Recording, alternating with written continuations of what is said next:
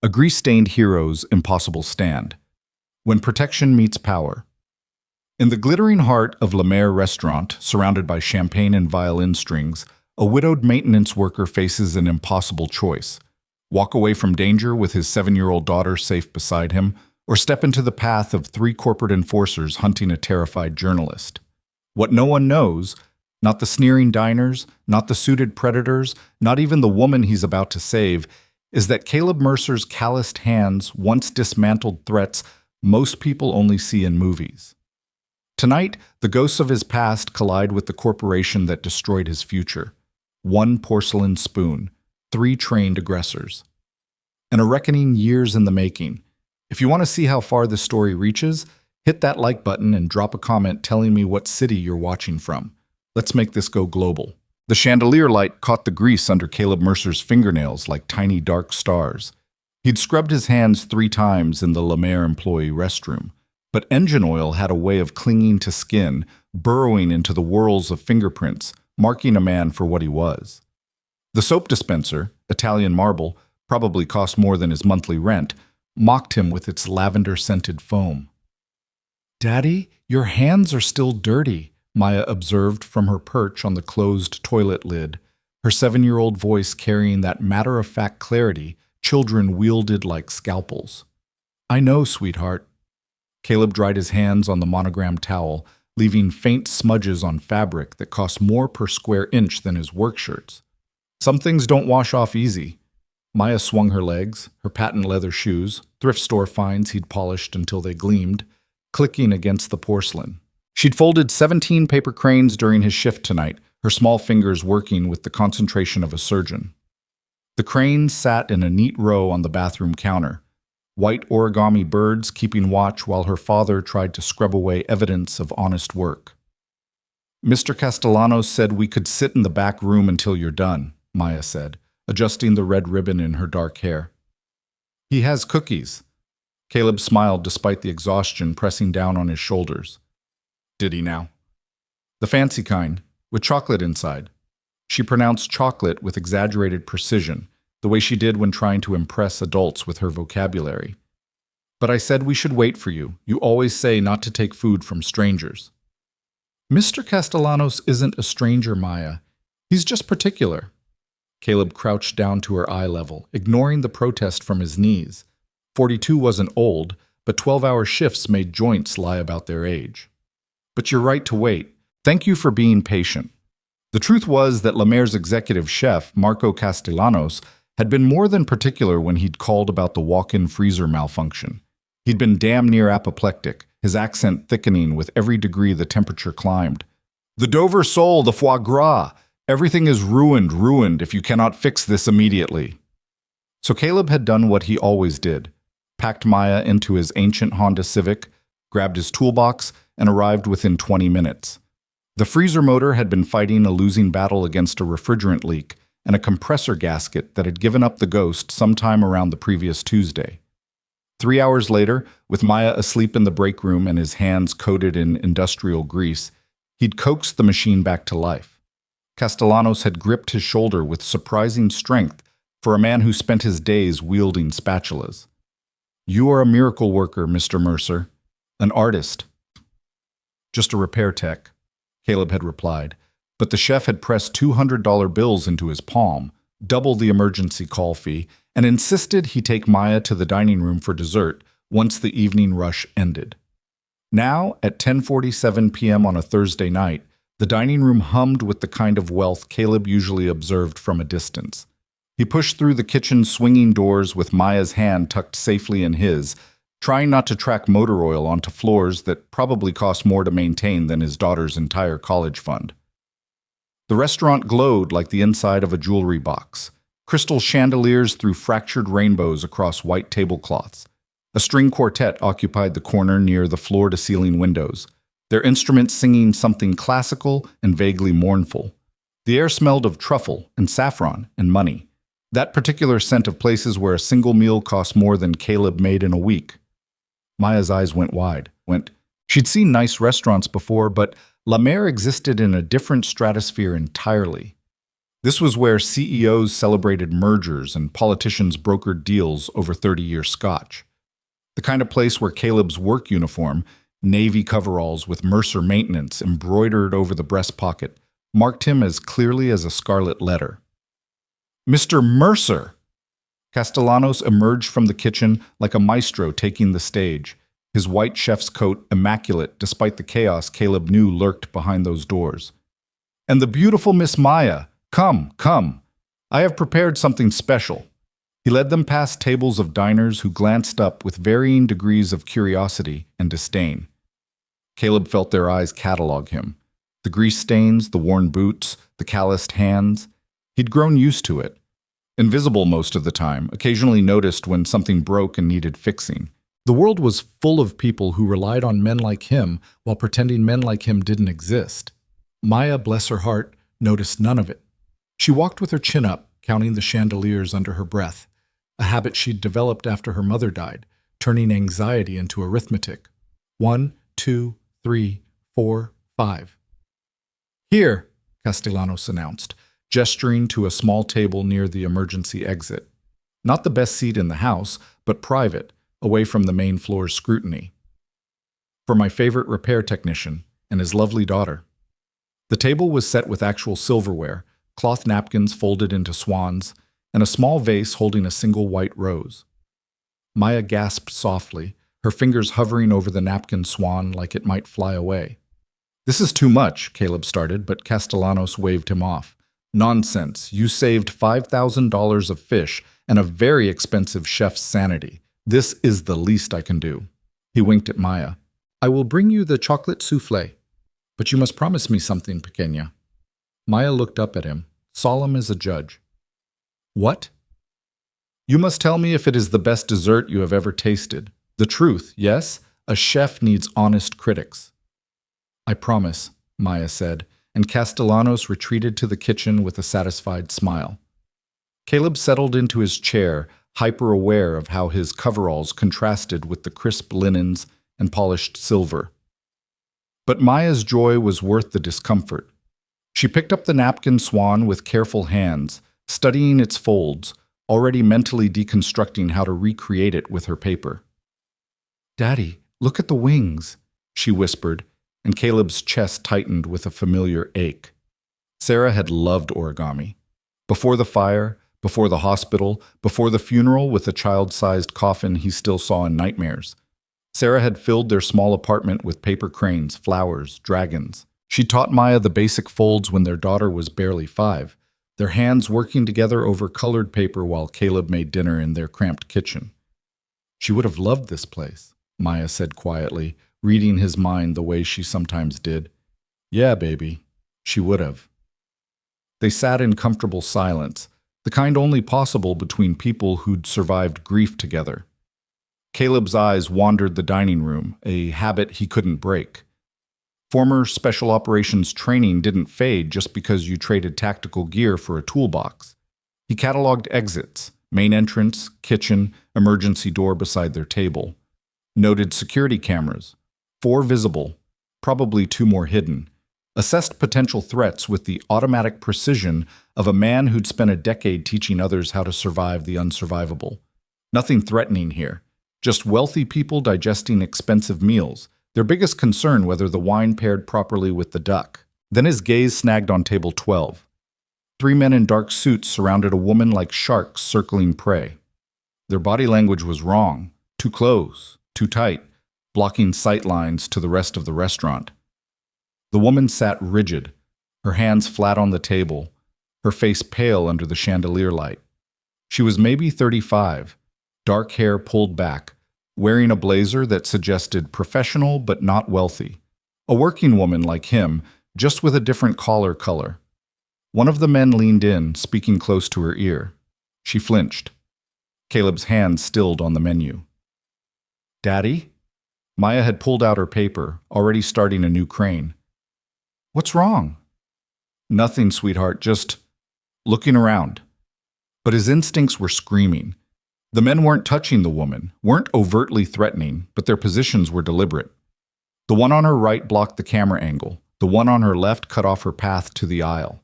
The third man, older, silver-haired, sat directly across from her, his smile pleasant and his eyes dead. Caleb had seen that configuration before, in briefings, in training scenarios, in real-world situations that ended with body bags and classified reports. This was a containment formation. The woman said something, shaking her head. The silver-haired man's smile never wavered, but his hand moved to his jacket pocket. Not a weapon, Caleb's trained eye assessed, but the gesture itself was a threat. I might, if you make this difficult. Every instinct Caleb had spent 3 years trying to bury roared to life. His pulse didn't spike.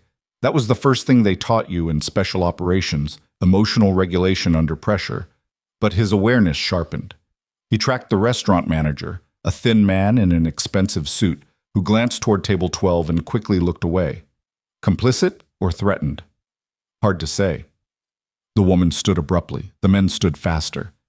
"I need to use the restroom," she said loudly enough for Caleb to hear, her voice shaking. "In a moment," Silverhair said smoothly. "We're not quite finished. I said I need, and I said sit down." Still smiling, still pleasant, the menace lived in the undertone, the implication. "We're having such a nice conversation." Other diners glanced over briefly, then away. Rich people's survival instinct. Don't get involved in anything that might complicate the evening. The quartet played on, oblivious or well-trained in the art of selective deafness. Caleb set down his menu. "Daddy, your face is doing the thing," Maya whispered. "What thing?" "The thing when you're thinking really hard about fixing something broken." She looked toward table 12, then back at him. "Is that lady okay?" Out of the mouths of babes. "I don't know yet, sweetheart." The woman tried to move past the man on her left. He shifted, a casual sidestep that trapped her between the table and his body. Not aggressive enough to cause a scene, but unmistakably intentional. She froze, and Caleb saw something in her eyes he recognized from every hostage negotiation video he'd ever studied. Please, someone, anyone. The chocolate souffle arrived, carried by a server who set it before Maya with a flourish. "From Chef Castellanos, mademoiselle. Enjoy." Maya looked at the dessert, then at her father, 7 years old and already reading the room like a pro. "We can share it later, right?" "Yeah," Caleb said, his voice distant. "We can." He stood. "Daddy." "Stay here, Maya. Don't move from this seat." He pulled out his phone, pressed it into her hand. "If anything happens, you press 1 for my emergency contact list and call the first number. Understand?" Her eyes went wide, but she nodded. Sarah's daughter, brave all the way down. Caleb walked toward table 12. He didn't rush. Rushing created panic, and panic escalated situations. Instead, he moved with the same calm certainty he brought to every job. The walk of a man who knew exactly what needed fixing and precisely how to fix it. His boots made soft sounds on the hardwood floor. A few diners glanced at him, dismissed him. Just the maintenance guy, probably checking the thermostat. The 3 men didn't notice him until he was 5 feet away. "Excuse me," Caleb said quietly. "I think the lady needs some space." Silverhair looked up, his expression cycling from irritation to amusement in a fraction of a second. "I'm sorry, are you staff here?" "No, sir, just a concerned customer." "Then I suggest you return to your table." The smile widened, showing too many teeth. "This is a private conversation." "Doesn't look very private from where I'm standing." Caleb kept his voice level, his hands loose at his sides, non-threatening, non-aggressive, but ready. "Looks like the lady wants to leave, and you gentlemen are making that difficult." The man on the woman's right turned to face Caleb fully. He was younger, maybe 30, with the build of someone who spent serious time at the gym. His suit jacket strained across his shoulders. "You need to walk away. Now." "I need to," Caleb agreed. "But I won't. Not until the lady can walk away first." A ripple of awareness spread through the nearby tables. Phones came out, not to call for help, but to record. Because this was the world now, where spectacle trumped intervention. Caleb felt the weight of those cameras like physical pressure, but he didn't look away from the 3 men. The woman finally found her voice. "I don't know these men," she said, loud enough for the phones to catch. "They followed me here. They won't let me leave." "That's a lie," Silverhair said smoothly, standing now. Ms. Lane is a business associate who's been difficult lately. We're simply trying to resolve some mutual concerns. By trapping her at a table? Caleb asked. By having a conversation. Silverhair's eyes were flat, assessing. Which is none of your concern, Mr. Mercer, Caleb Mercer. Well, Mr. Mercer, I appreciate your chivalry, truly, but you're inserting yourself into a situation you don't understand. He gestured to the woman, Ms. Lane. Tell him, Nora. Tell this good Samaritan that we're just talking. Nora Lane's jaw clenched. She looked at Caleb, and he saw the calculation happening behind her eyes. Weigh the risk of getting this stranger hurt against the risk of staying silent. She opened her mouth. I have what you want, she said instead, her voice steady despite her shaking hands. But not here. Not like this. We disagree, Silverhair said. We think here is perfect, quiet, civilized. He glanced at Caleb. Until people who don't understand nuance start causing problems. The restaurant manager materialized at Caleb's elbow like an anxious ghost. Sir, I'm going to have to ask you to return to your table. You're disturbing our guest. Caleb didn't look at him. These three men are holding this woman against her will. That's called kidnapping. That's called business, the manager hissed. These gentlemen are valued clients. You're a... He caught himself, but the word hung in the air anyway. Nobody. Call the police, Caleb said. I will not. Now please, but then I will. Caleb pulled his phone from his pocket with deliberate slowness, keeping his other hand visible. Everyone here with a phone, you're recording this, right? Make sure you get a clear shot of these three faces. That got a reaction. The younger man moved fast, grabbing for Caleb's phone. Caleb sidestepped, muscle memory from thousands of training hours, and the man's momentum carried him past, stumbling into an empty chair. Don't, Caleb said quietly. Please don't make this physical. Too late, Silverhair said, and his hand went into his jacket.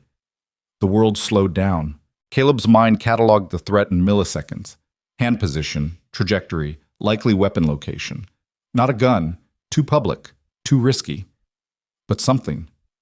The second man was moving toward Nora, trying to grab her arm. The third man was recovering, angry now, the veneer of civility cracking, and Maya was 30 feet away, watching her father step into danger for a stranger. Caleb raised his hands, palms out. Nobody needs to get hurt here.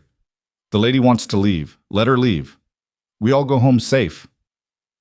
The lady, Silverhair said, has something that belongs to my employers, something she stole, and she's going to return it right now, or what?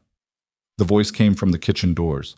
Marco Castellanos stood there, his chef's knife still in his hand from whatever he'd been preparing. Not threatening exactly, but present, real. Or what, senor? You will assault a woman in my restaurant, in front of witnesses? The silver-haired man's smile finally died. This doesn't concern you, chef. Everything in my restaurant concerns me. Castellanos moved closer, and three line cooks flanked him, drawn by their leader's tone. The lady is free to leave whenever she wishes. You are also free to leave. But if you touch her, if you touch anyone... He let the sentence dangle, his meaning clear. Nora seized the moment. She bolted from the table, stumbling in her heels, and Caleb moved to intercept the younger man who lunged after her. He didn't strike.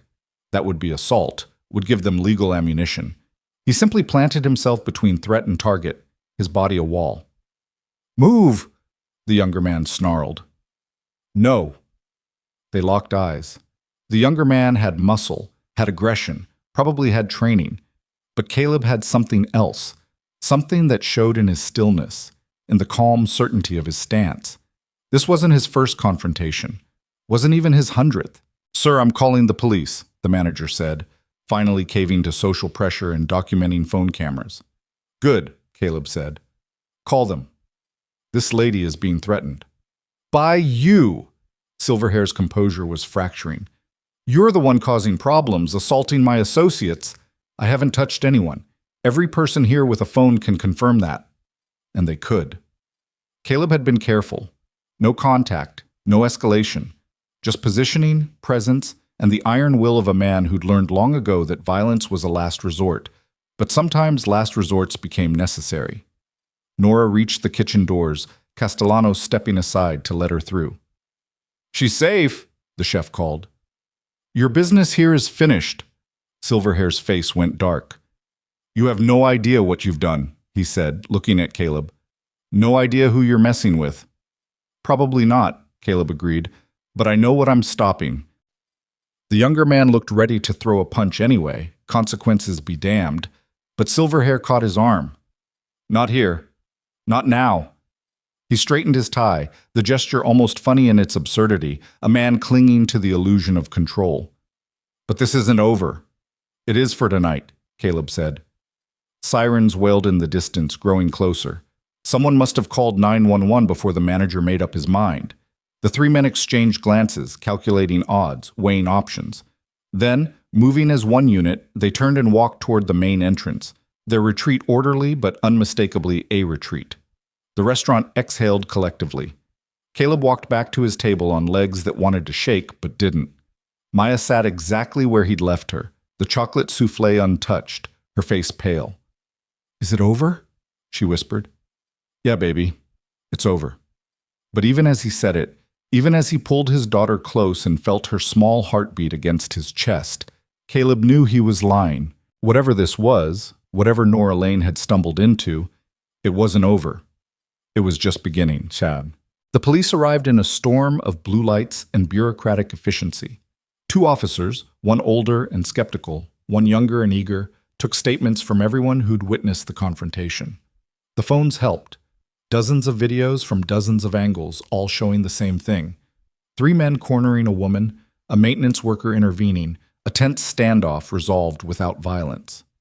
Nora Lane emerged from the kitchen with Castellanos hovering protectively nearby.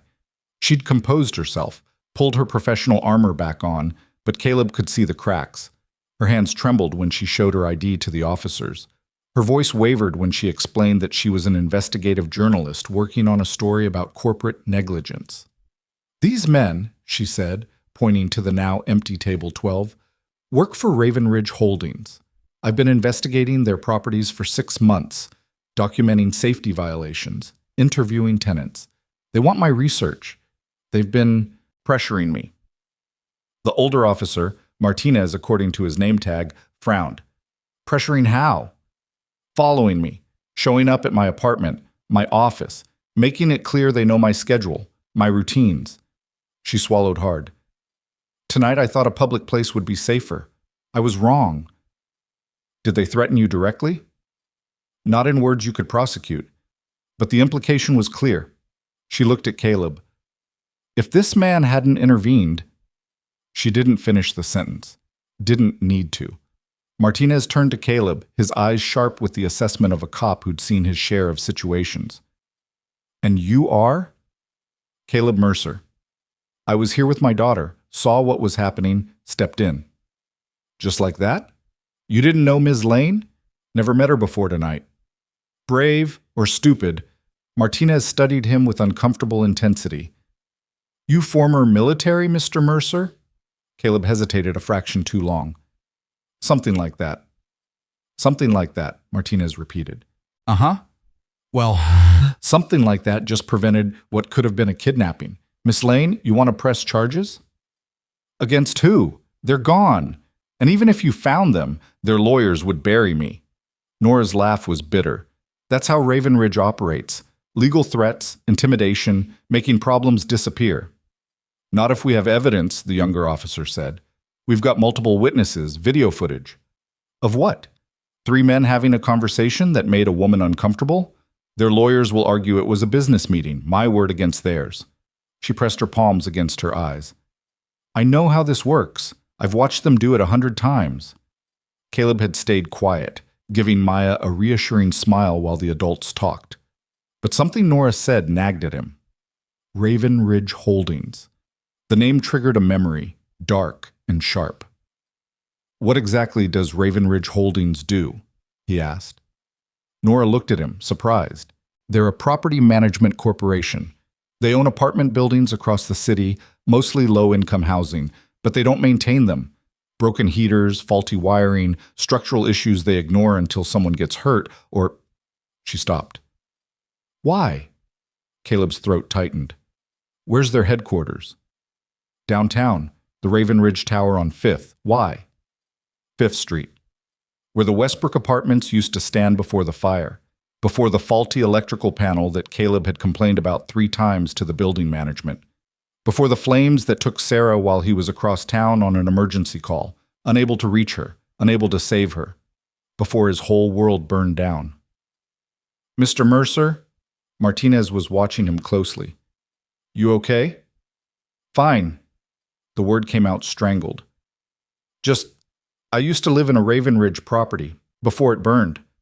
The silence that followed was heavy with unspoken questions. Nora's eyes widened with sudden recognition. Westbrook Apartments, she breathed. 3 years ago, electrical fire, 1 casualty. She looked at Caleb with something between horror and awe. Sarah Mercer. That was your wife. Caleb couldn't speak, couldn't nod, couldn't do anything but stand there while Maya's hand found his, her small fingers wrapping around his calloused palm. Daddy? Her voice was tiny.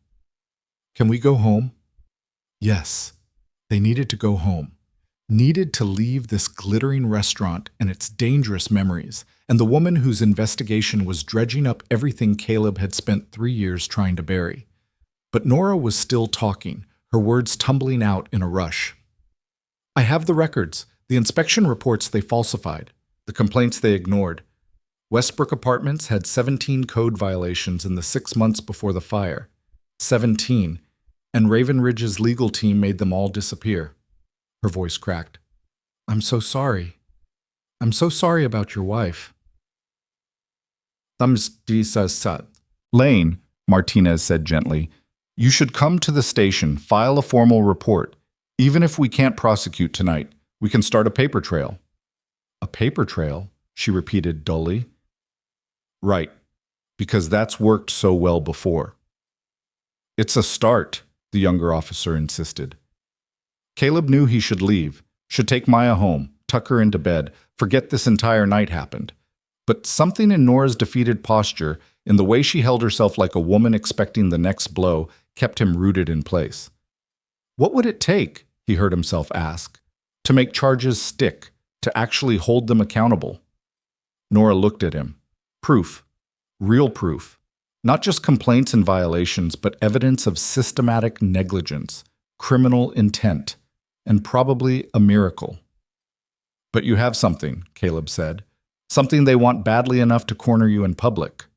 What is it?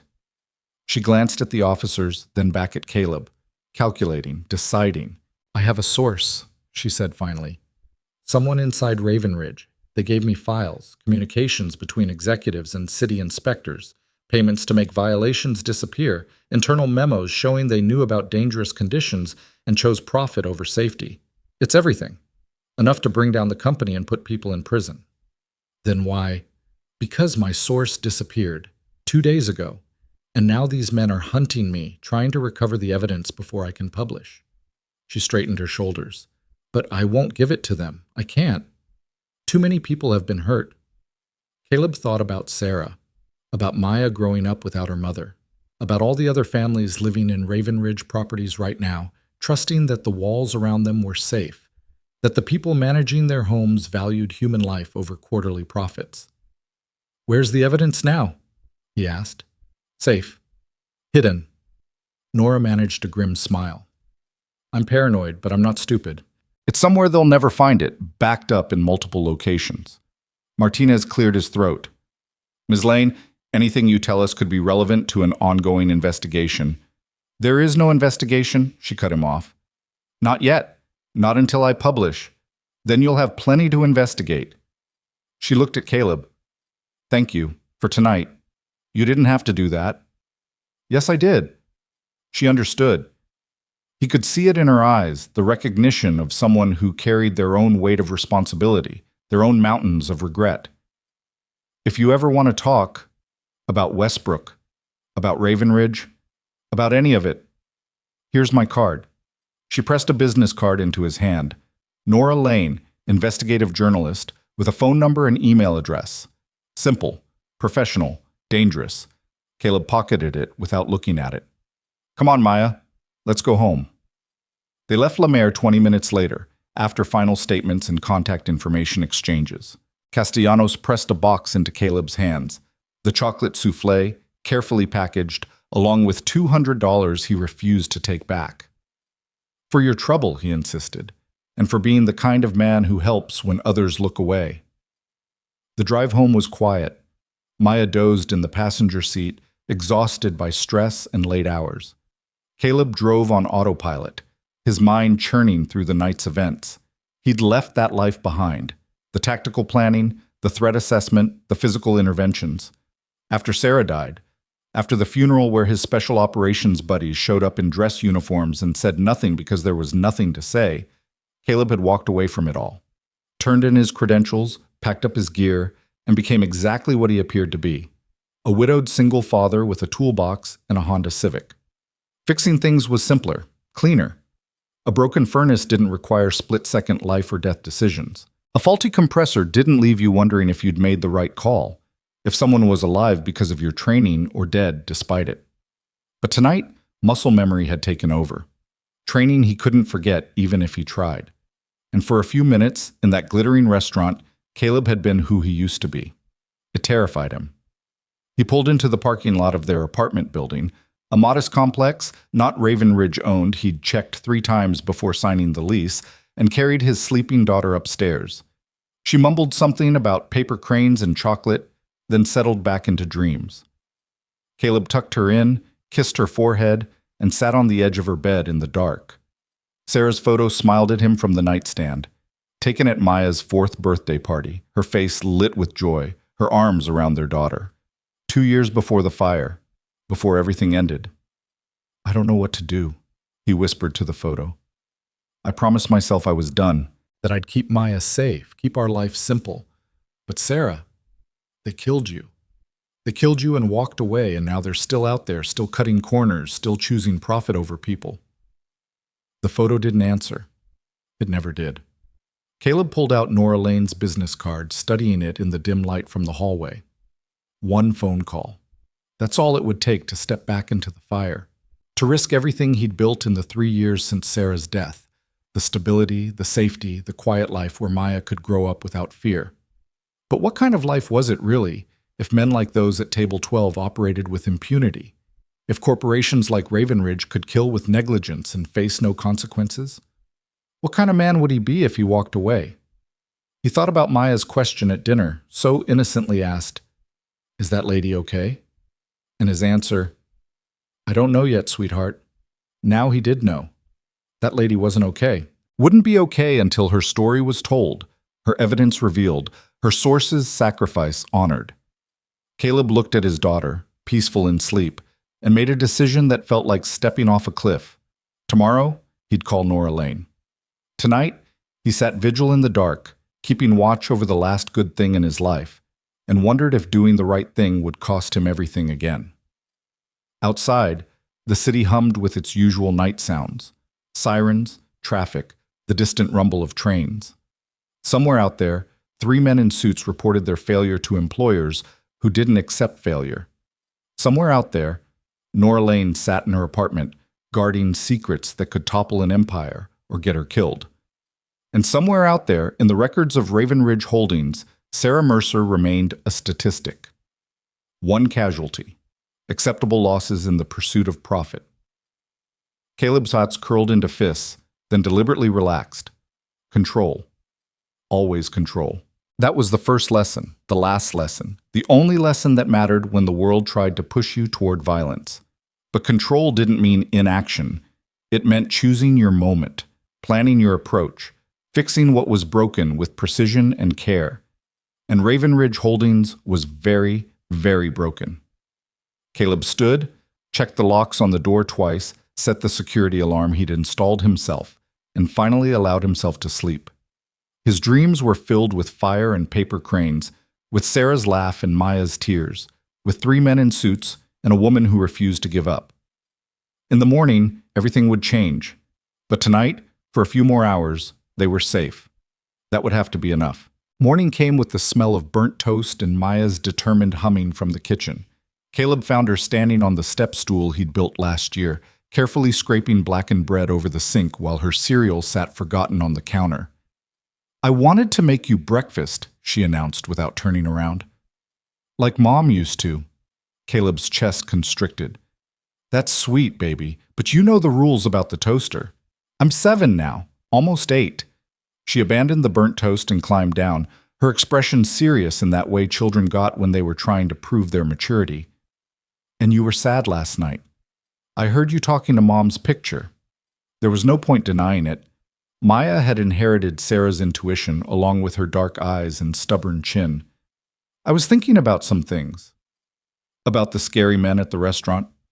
About a lot of things." Caleb pulled her into a hug, breathing in the scent of her strawberry shampoo. "But nothing for you to worry about." "That's what you always say." She pulled back, studying his face with unnerving intensity. "But then you get the thinking face, and I know something's wrong." He managed to smile. "How about we have cereal together, and I promise to keep my thinking face to myself?" They ate breakfast in the patch of sunlight that came through their small kitchen window, Maya chattering about a math test and a boy named Connor who'd pulled her hair at recess. Normal. Safe. The life Caleb had built for them after the fire, one careful brick at a time. But Nora Lane's business card sat in his pocket like a live coal, burning through denim and skin straight to his conscience. After dropping Maya at school, with extra hugs and promises to pick her up on time, Caleb sat in the parking lot and pulled out his phone. His finger hovered over the keypad. One call. That's all it would take to step back into the dark. The phone rang before he could decide. "Mr. Mercer?" Nora Lane's voice was tight with controlled panic. "I know it's early, but something's happened. Can we meet?" Caleb's training kicked in, cataloging the stress markers in her voice. "Are you safe?" "For now, I'm at the Riverside Cafe on 8th Street. Public place, cameras, witnesses. Can you come?" He should say no. Should tell her to contact the police, a lawyer, anyone but a maintenance tech with a rusty skill set and a daughter to protect. But he heard himself say, 20 minutes. The Riverside Cafe was exactly the kind of place Nora had chosen deliberately. Crowded with morning commuters, windows facing the street, multiple exits. Caleb spotted her in a corner booth, laptop open, 3 empty coffee cups forming a defensive perimeter around her workspace. She looked worse than last night. Dark circles under her eyes, hair pulled back in a messy ponytail, the blazer replaced with a worn NYU sweatshirt. She tracked his approach with the hypervigilance of someone expecting threats from every direction. "Thank you for coming," she said as he slid into the booth. "I wasn't sure you would." "I wasn't sure I should." Caleb ordered coffee from a passing waitress, buying time to assess the situation. "What happened?" Nora turned her laptop screen toward him. It showed a news article from the city's legal affairs blog, published 2 hours ago. The headline made his blood run cold. "Investigative journalist under fire. Ethics complaint filed against Nora Lane." "They're trying to discredit me," she said flatly. "Filed a formal complaint with the Journalism Ethics Board, claiming I fabricated sources and accepted bribes to write hit pieces against legitimate businesses. It's all lies, but the damage is done. My editor called at 6 a.m., said I'm suspended pending investigation." Caleb scanned the article. Raven Ridge Holdings wasn't mentioned by name, but their legal firm's fingerprints were all over the language, carefully crafted accusations designed to destroy credibility without crossing into outright slander. "Can you prove the complaint is false?" "Eventually, but that's not the point." Nora's hands trembled as she closed the laptop. "They're not trying to win. They're trying to bury me, make me radioactive so no outlet will touch my story. By the time I clear my name, they'll have buried the evidence and silenced anyone who might corroborate it." "What about your source? The person who gave you the files?" Her face crumpled. "They found him.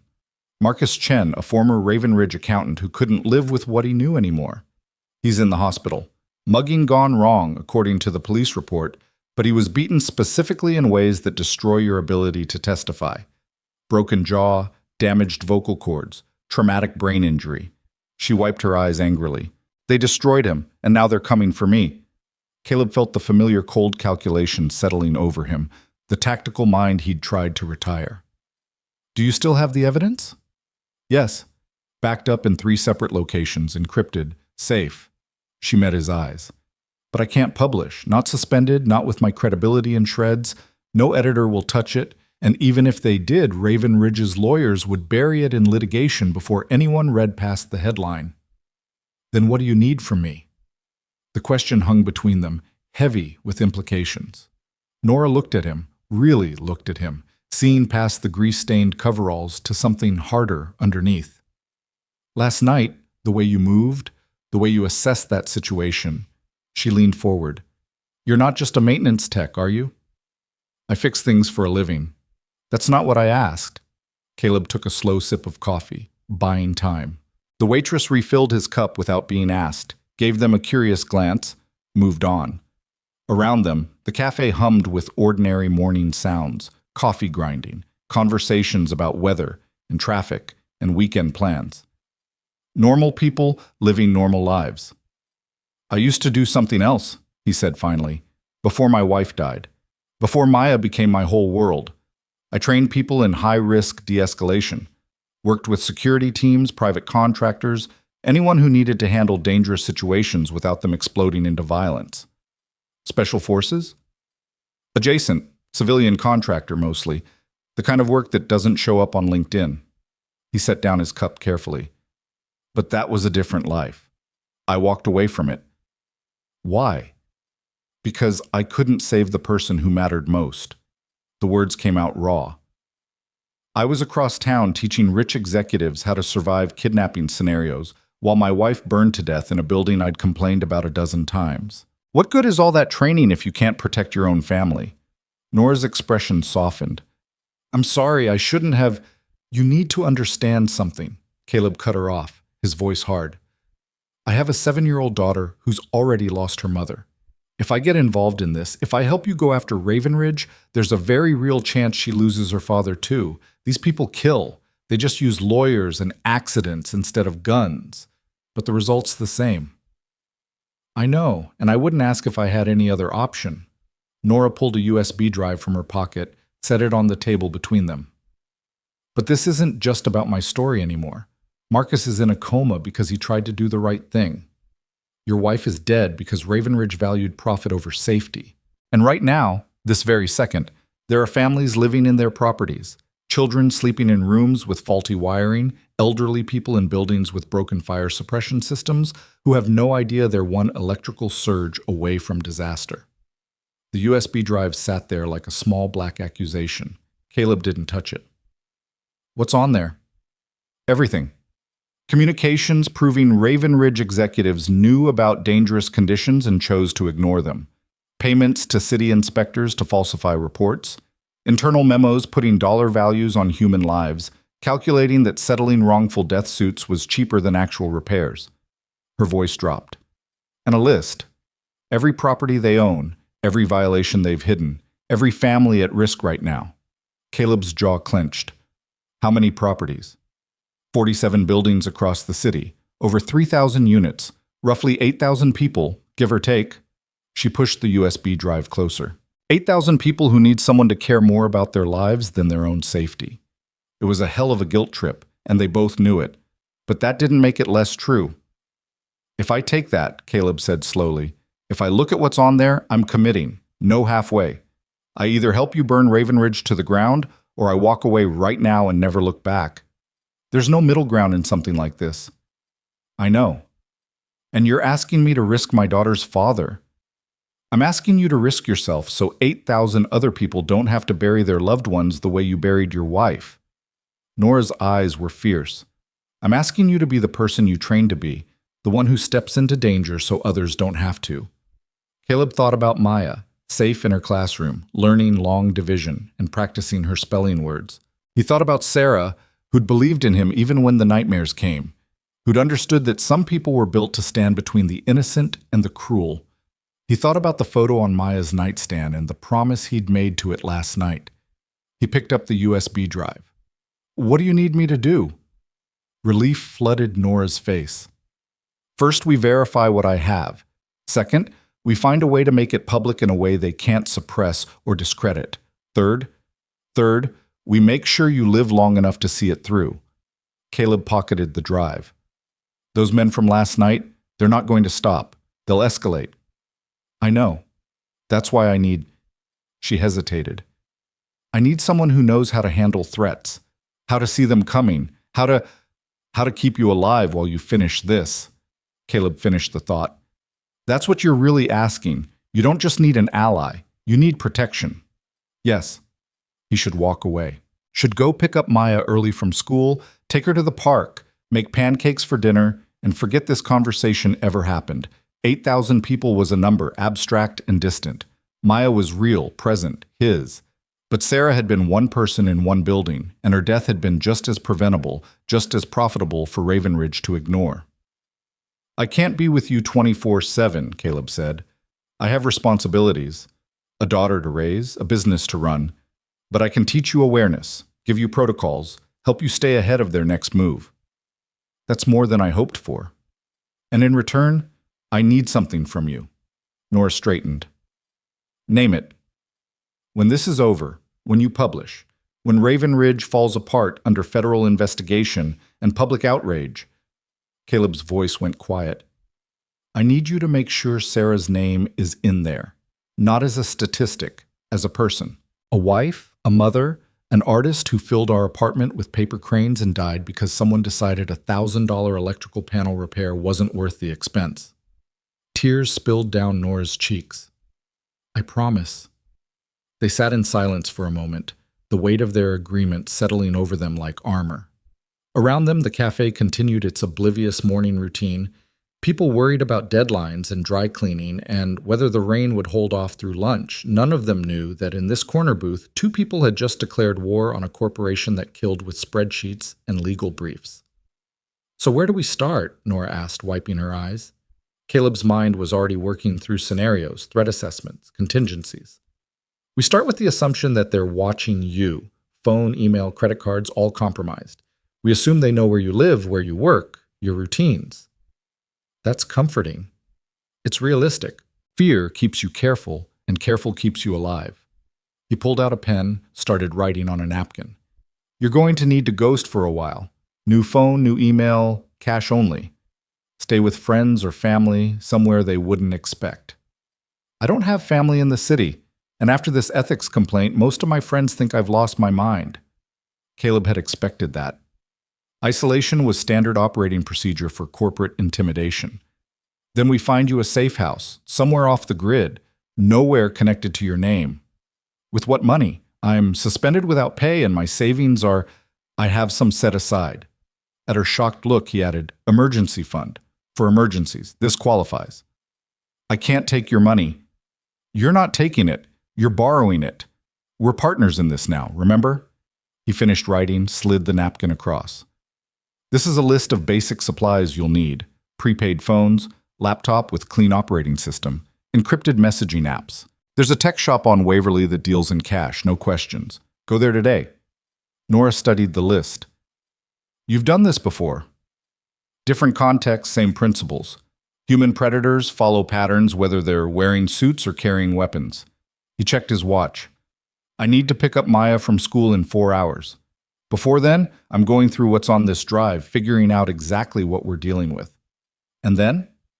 Then we build a strategy, not just to protect you, but to make sure this information reaches people who can act on it, journalists who can't be bought, federal investigators, maybe even congressional staffers if the corruption goes high enough. He met her eyes. But Nora, you need to understand something. Once we start down this path, there's no stopping halfway. We go all the way, or we don't go at all. I understand. Do you? Caleb leaned forward. Because all the way means these people will try to destroy you. Your career, your reputation, maybe your life. They'll dig up every mistake you've ever made, every compromising photo, every angry email you've sent. They'll turn your friends against you, poison your professional relationships, make you radioactive to anyone who might help. They're already doing that. This is just the opening move. It gets worse. He softened his tone. I'm not trying to scare you off. I'm trying to make sure you're prepared for what's coming. Because once you're prepared, once you accept the cost and commit anyway, they can't break you. Nora's hands were shaking again, but her voice was steady. I've already lost my job, my credibility, and my source is in a coma. What else can they take? Everything else you haven't imagined yet. Caleb stood, leaving cash for the coffee. But we're going to make sure they fail. Meet me tomorrow, Same place, 8 a.m. Bring your new phone, ditch the old one. And Nora? Check your surroundings constantly. If anyone's following you, if anything feels wrong, you abort and contact me immediately. How do I contact you if I ditch my phone? He wrote a number on another napkin. Memorize this. It's a secure line, routes through 3 different relays. Even if they're monitoring my regular number, they won't catch this one. She stared at the number, committing it to memory, then burned the napkin in her coffee saucer with a match from the cafe's complimentary matchbook. The paper curled and blackened, turning their first point of contact to ash. Cloak and dagger stuff, she murmured. Necessary stuff, Caleb corrected. Welcome to the game, Ms. Lane. Try to stay alive long enough to win it. He left her there, surrounded by coffee cups and the weight of what they'd just begun. The morning sun felt too bright after the cafe's dim interior, the street too loud, too exposed.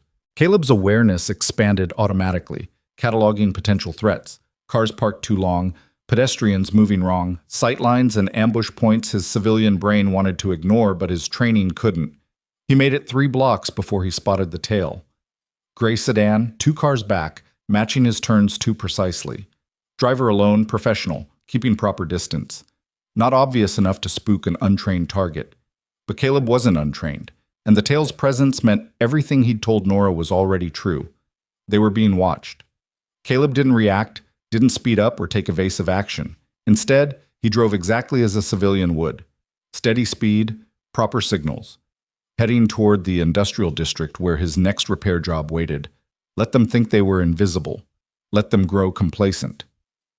The sedan followed him all the way to Morrison's Auto Body, where Caleb had a standing appointment to service their hydraulic lift. He parked, grabbed his toolbox, walked inside without looking back. The sedan idled at the curb for 30 seconds, then drove away. Message received and sent. We know where you go. We know your routine. We can reach you anytime we want. Caleb worked on the hydraulic lifts with steady hands while his mind raced through contingencies. They'd move faster than expected, putting surveillance on him within hours of last night's confrontation. That meant Raven Ridge's security apparatus was sophisticated, well-funded, reactive. It also meant they were worried. Good. Worried people made mistakes. He finished the repair, collected payment, and drove a deliberately random route home, stopping at a grocery store, a gas station, the library where Maya liked to check out books.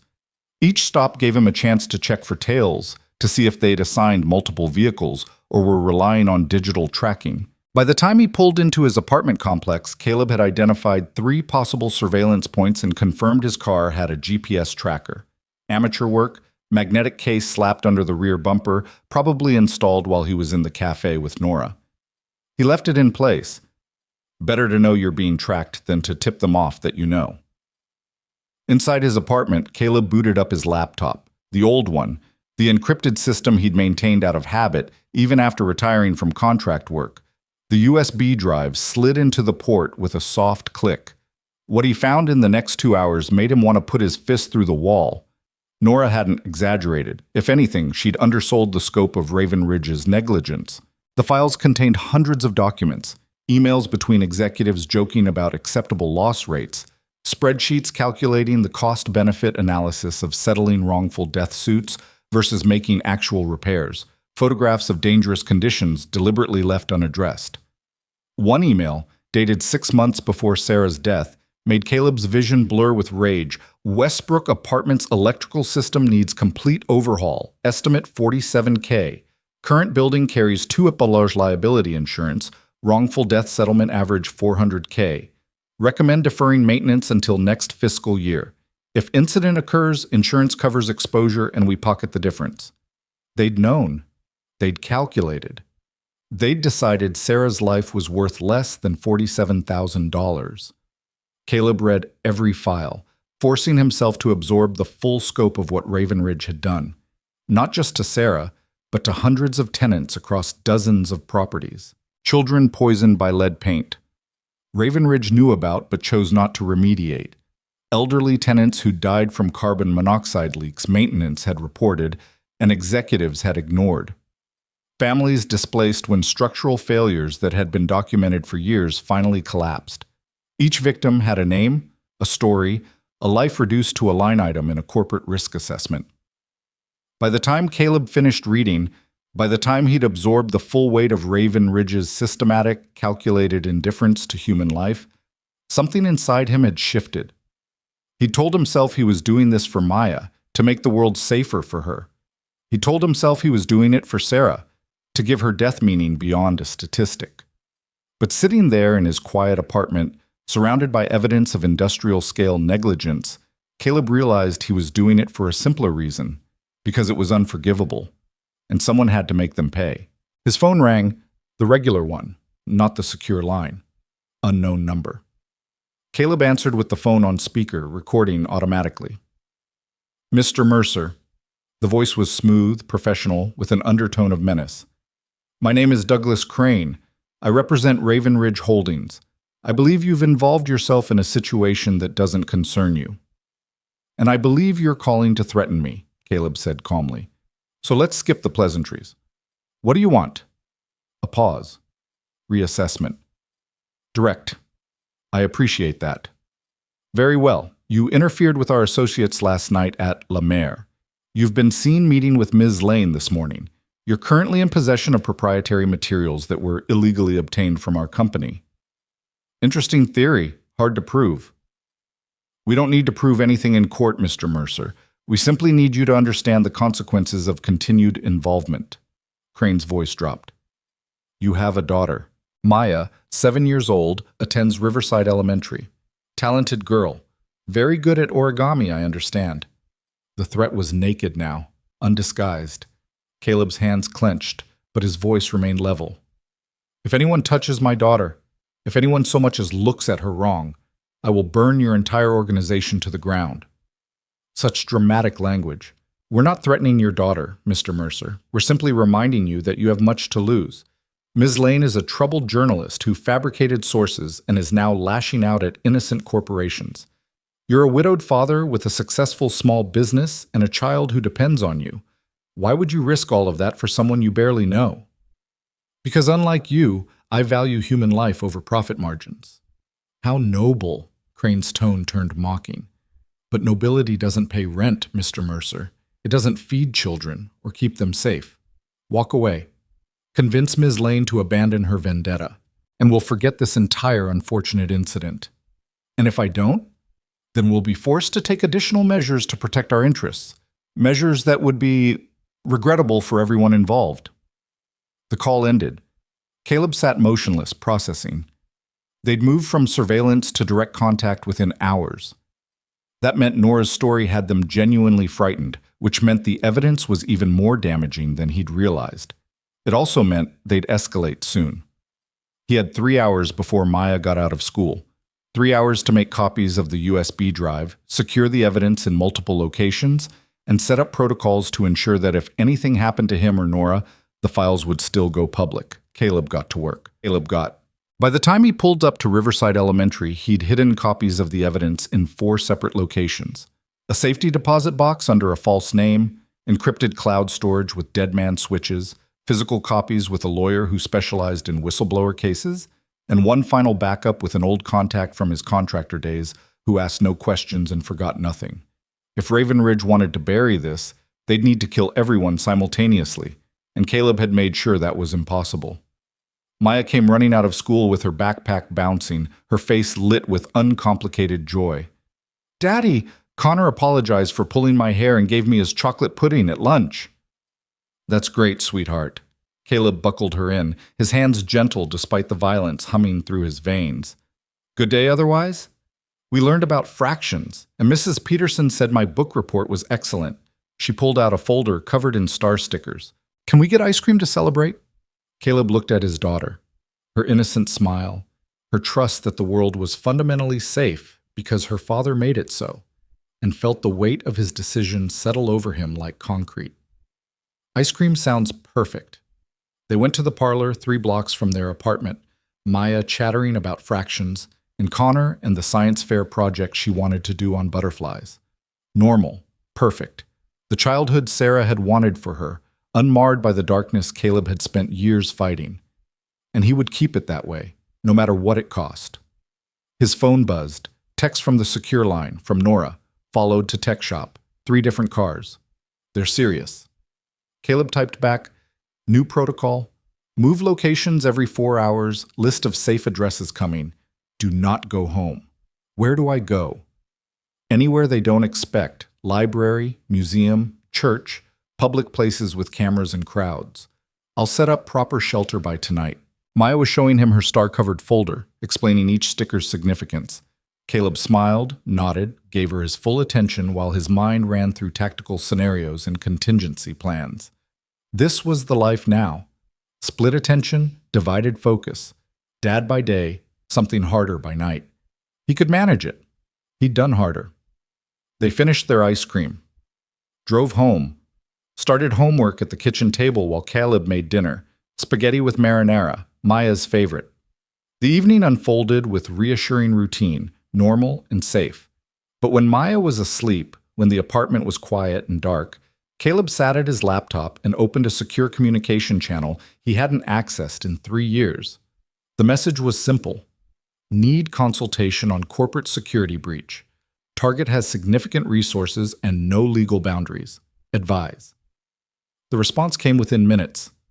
Jesus, Mercer, thought you were out. This related to your wife? Yes. Then you don't need advice. You need backup.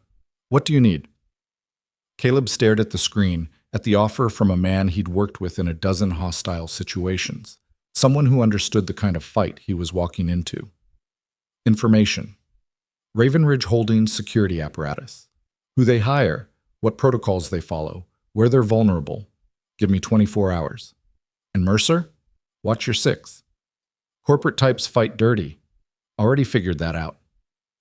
Caleb closed the laptop, checked on Maya one last time, and stood at the window looking out at the city. Somewhere out there, Nora Lane was moving between safe locations, trying to stay ahead of men who'd already proven they'd kill to protect their secrets. Somewhere out there, families slept in Raven Ridge properties, unaware that the walls around them were calculated death traps. And somewhere out there, the men who'd threatened his daughter congratulated themselves on putting fear into a working-class nobody who'd bitten off more than he could chew. They had no idea who they were dealing with. Caleb Mercer had walked away from the kind of work that left scars on your soul. He'd buried his wife, raised his daughter, and built a quiet life fixing broken machines instead of breaking dangerous men. But Raven Ridge had made 2 critical mistakes. They'd killed Sarah, and they'd threatened Maya. Now they'd learn what happened when you backed a trained operator into a corner and gave him nothing left to lose but everything worth fighting for. The war had started the moment those 3 men cornered Nora Lane at La Mer. But the real battle? That was just beginning. The safe house Caleb found for Nora was a studio apartment above a Korean grocery in a neighborhood where people minded their own business. The owner, Mrs. Kim, had rented to Caleb's contacts before. Cash only, no questions, and a remarkable ability to forget faces the moment tenants left. She handed over the key with a curt nod and disappeared back into her store without asking why a maintenance tech needed a month-to-month lease under a false name. Nora arrived after dark, carrying everything she owned in a single duffel bag. She looked exhausted, her eyes darting to every shadow, every passing car. Caleb met her at the side entrance, swept the stairwell visually before letting her climb. "It's not much," he said, unlocking the door to reveal a space barely larger than a prison cell. Futon, hot plate, bathroom the size of a closet. But it's off the grid.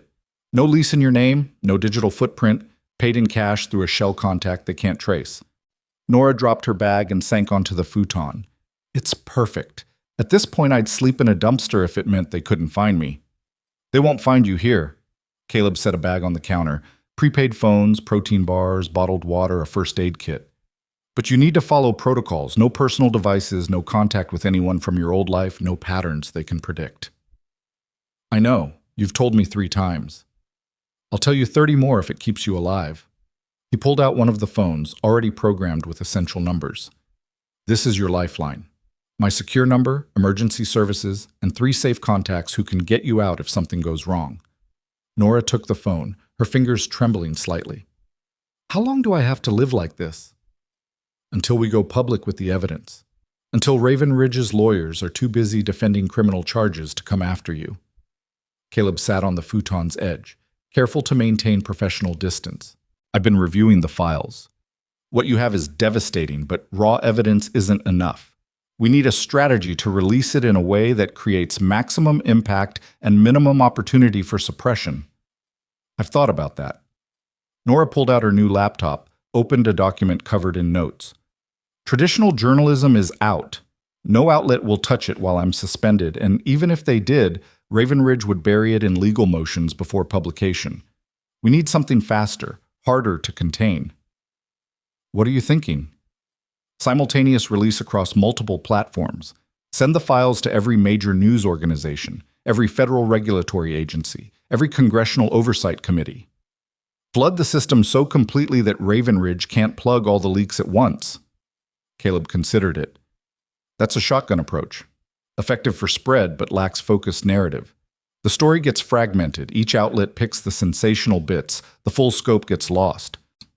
So what do you suggest? We build the narrative first.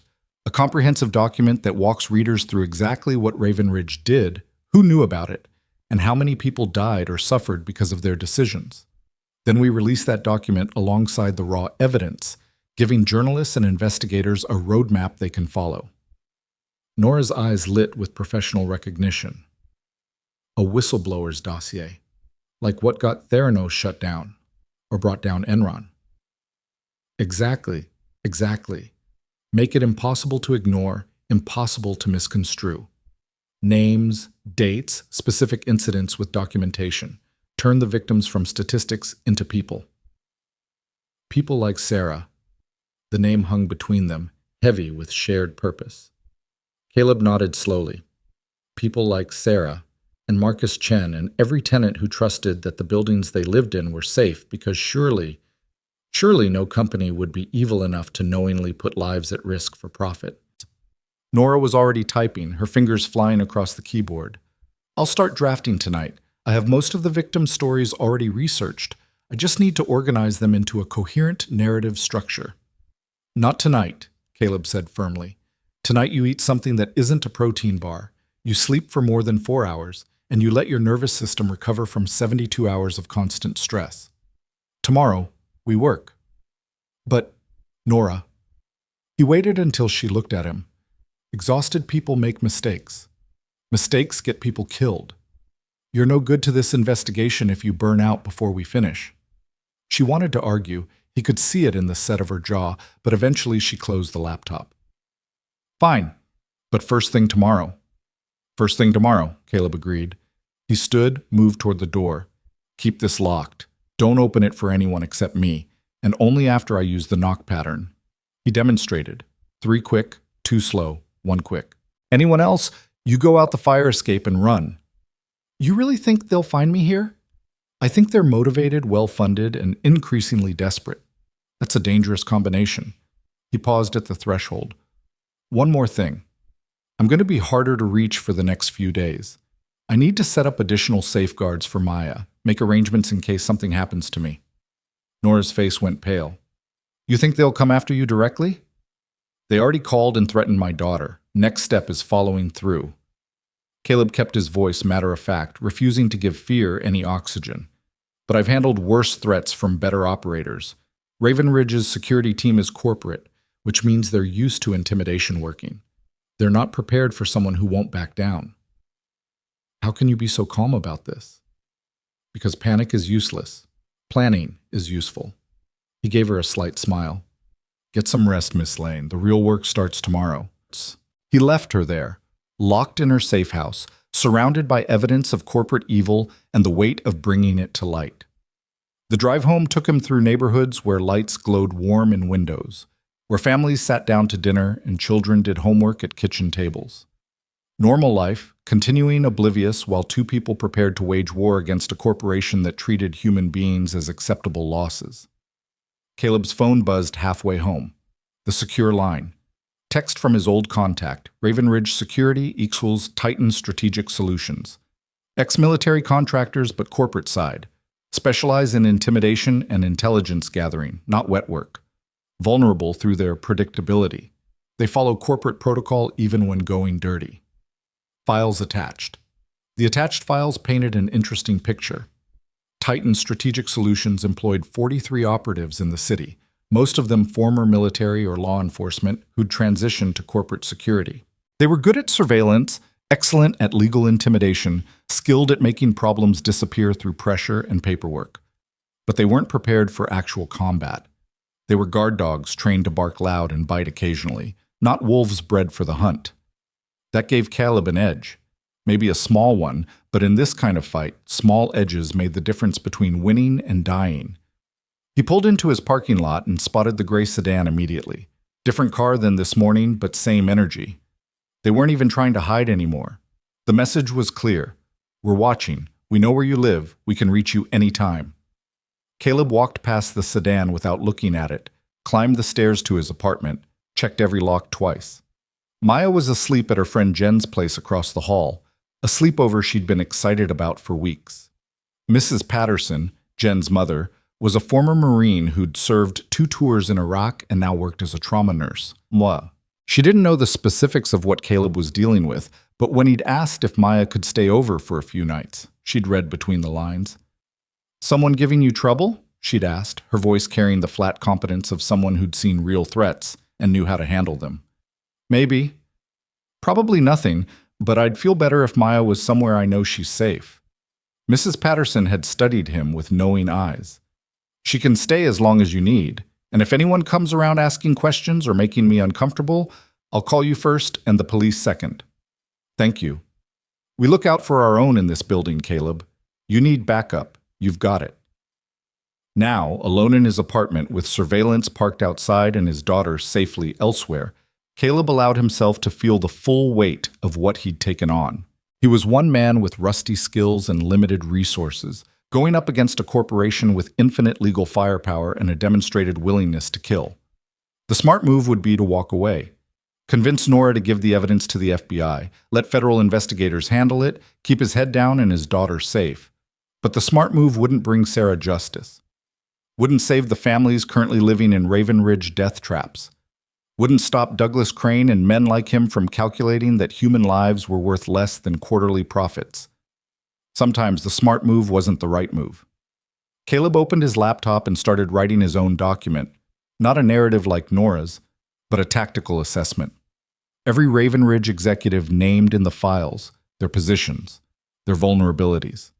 Every Titan strategic operative his contact had identified, their backgrounds, their likely protocols. Every regulatory agency and media outlet that would receive the evidence, ranked by likelihood of action and resistance to corporate pressure. He worked until 3 in the morning, building a strategy that accounted for every variable he could anticipate and several he couldn't. When he finally closed the laptop, his plan had 3 phases. Phase 1. Protect Nora long enough to complete the whistleblower dossier and secure multiple release channels. Timeline: 7 days, maybe 10 if they hit complications.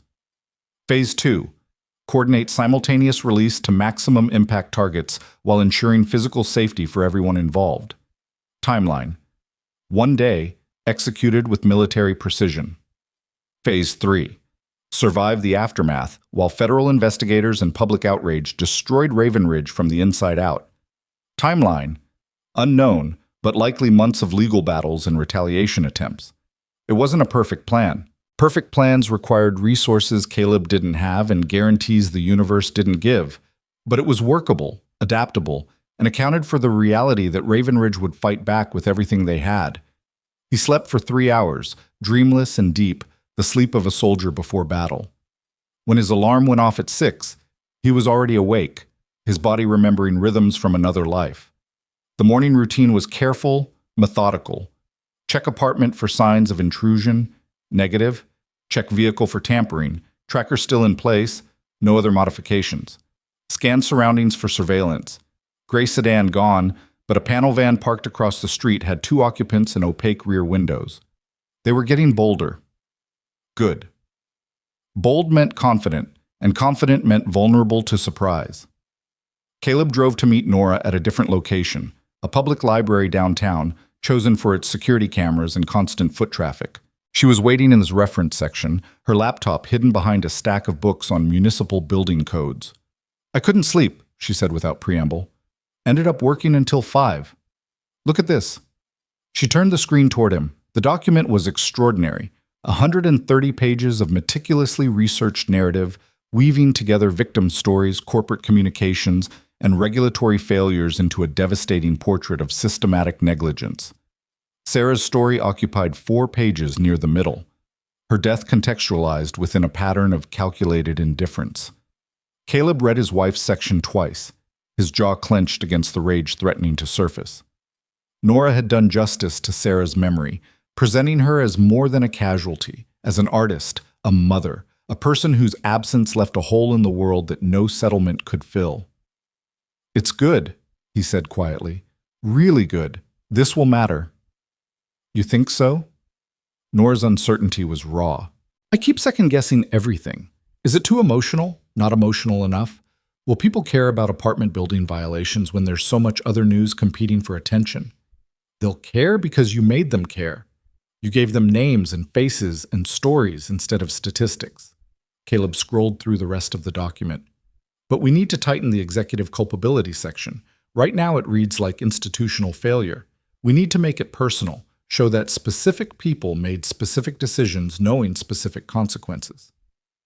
They worked for 4 hours straight, refining arguments and strengthening documentation. Nora had the journalist's instinct for narrative, Caleb the tactical mind for strategic impact.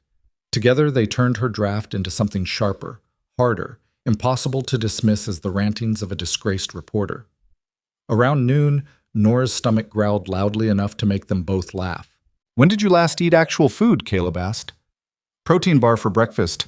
Before that, I honestly don't remember. There's a Korean place 2 blocks from here. We'll grab lunch, come back, finish the executive section." They walked through downtown streets thick with lunchtime crowds. Caleb's awareness expanded to catch threats in peripheral vision. The panel van from this morning was nowhere visible, but he spotted a man in a business suit lingering too long outside a coffee shop, eyes tracking their movement. "Don't look," Caleb said softly. "But we've got a tail."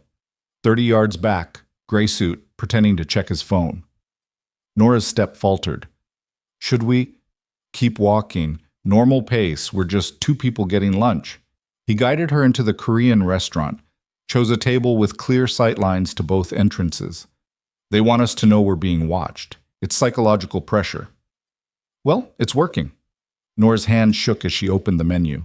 "How do you stay so calm?" "Practice. And understanding that fear is information, not instruction. It tells you there's danger, but it doesn't tell you what to do about it." They ordered bibimbap and continued working through lunch, Nora's laptop balanced between water glasses and banchan dishes.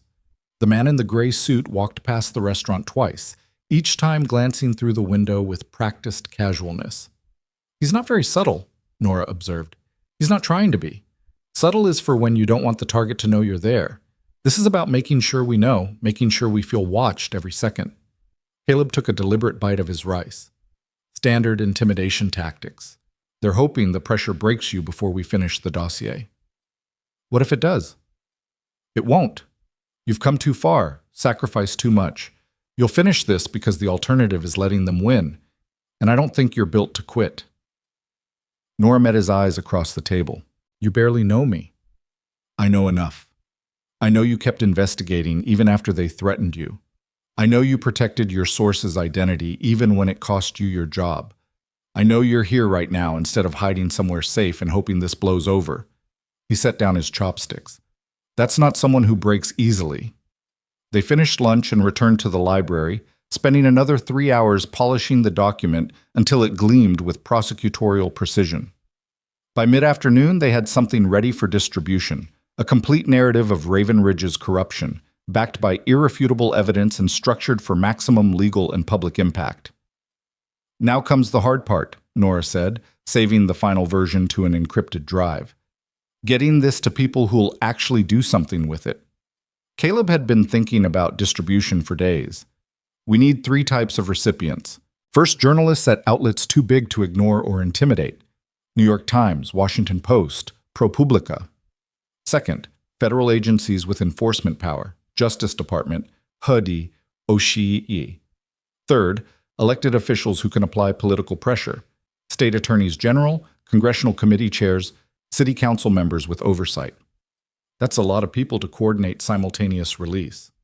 Has to be simultaneous, otherwise Raven Ridge gets advance warning and starts damage control. We need to hit them from every direction at once, overwhelm their ability to suppress the story. Nora was nodding, already thinking through logistics. I have contacts at most of the major outlets, people who've trusted my reporting in the past. If I reach out carefully, use encrypted channels. No. Caleb cut her off. You're compromised. The ethics complaint poisoned your credibility. Any journalist who receives this from you directly will question the source. Then we use a cutout. Someone with clean credentials who can present the dossier as coming from multiple independent sources, not a single disgraced reporter. He pulled out his phone. I know someone, former federal prosecutor who now does whistleblower representation. She's connected, respected, and fearless enough to take on corporate giants. Will she help us? She owes me a favor, a big one. Caleb stood. I need to make some calls. Stay here, stay visible, stay in public. I'll be back in 2 hours. He stepped outside into afternoon sunlight and dialed a number he hadn't called in 4 years. It rang 6 times before a crisp voice answered. This is Catherine Marks. Catherine, it's Caleb Mercer. A pause loaded with history. I'll be damned. Caleb Mercer, back from the dead. I figured you'd retired permanently after Sarah. I had. Something came up. Something always does with you.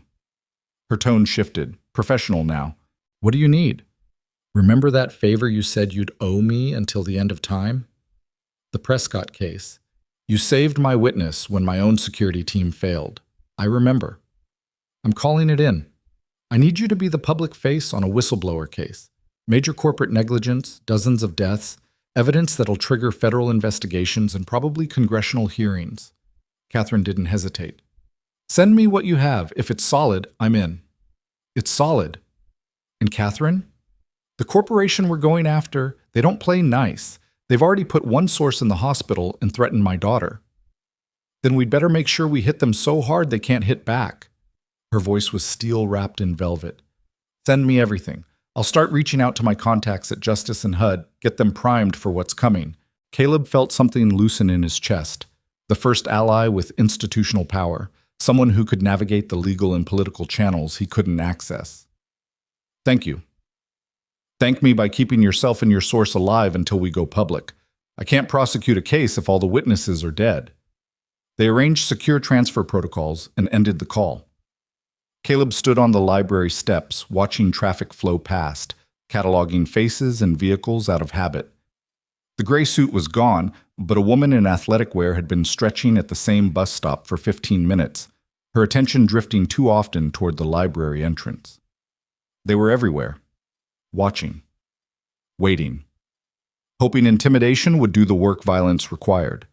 But intimidation only worked on people who had something left to lose that they weren't willing to sacrifice. And Caleb had already lost the one thing that mattered most. Everything else was negotiable. He went back inside, found Nora exactly where he'd left her. We've got our public face, Catherine Marks, former federal prosecutor. She'll take the dossier to major outlets and federal agencies simultaneously, give it the institutional credibility you can't provide right now. Relief washed over Nora's features. When? Soon. We need to finish the recipient list, set up secure transfer protocols, coordinate timing so everyone gets it within the same hour. He sat down across from her. But there's something else we need to discuss. What happens after we release? What do you mean? I mean, Raven Ridge will retaliate. They'll come after you legally, maybe physically. They'll try to discredit the evidence, intimidate witnesses, bury the story under counter-narratives and legal motions. We need to be prepared for that. Nora's confidence wavered. How do we prepare for a corporation with unlimited resources and no ethical boundaries? By making sure the story's too big to suppress. By giving it to enough people that killing or silencing a few of us doesn't stop the momentum. Caleb leaned forward. And by accepting that the next few months of your life are going to be hell. You'll be sued, probably criminally charged with evidence theft, definitely dragged through public mud by Raven Ridge's PR machine. They'll make you radioactive. I know. Do you? Because knowing intellectually and living through it are very different things. He softened his tone. I'm not trying to scare you off. I'm trying to make sure you're genuinely prepared for what's coming. Nora closed her laptop, met his eyes straight on. 3 days ago, I watched Marcus Chen lying in a hospital bed with his jaw wired shut and his brain swelling from trauma. The doctors said he might never speak again. He was willing to risk that, risk everything, because he couldn't live with what Raven Ridge was doing. So yes, I'm prepared for them to come after me. Because if I'm not willing to risk what Marcus risked, what your wife lost, then what the hell am I even doing this for? There it was. The steel core beneath the fear. Caleb recognized it because he carried the same thing. The understanding that some fights were worth the cost, even when the cost was everything.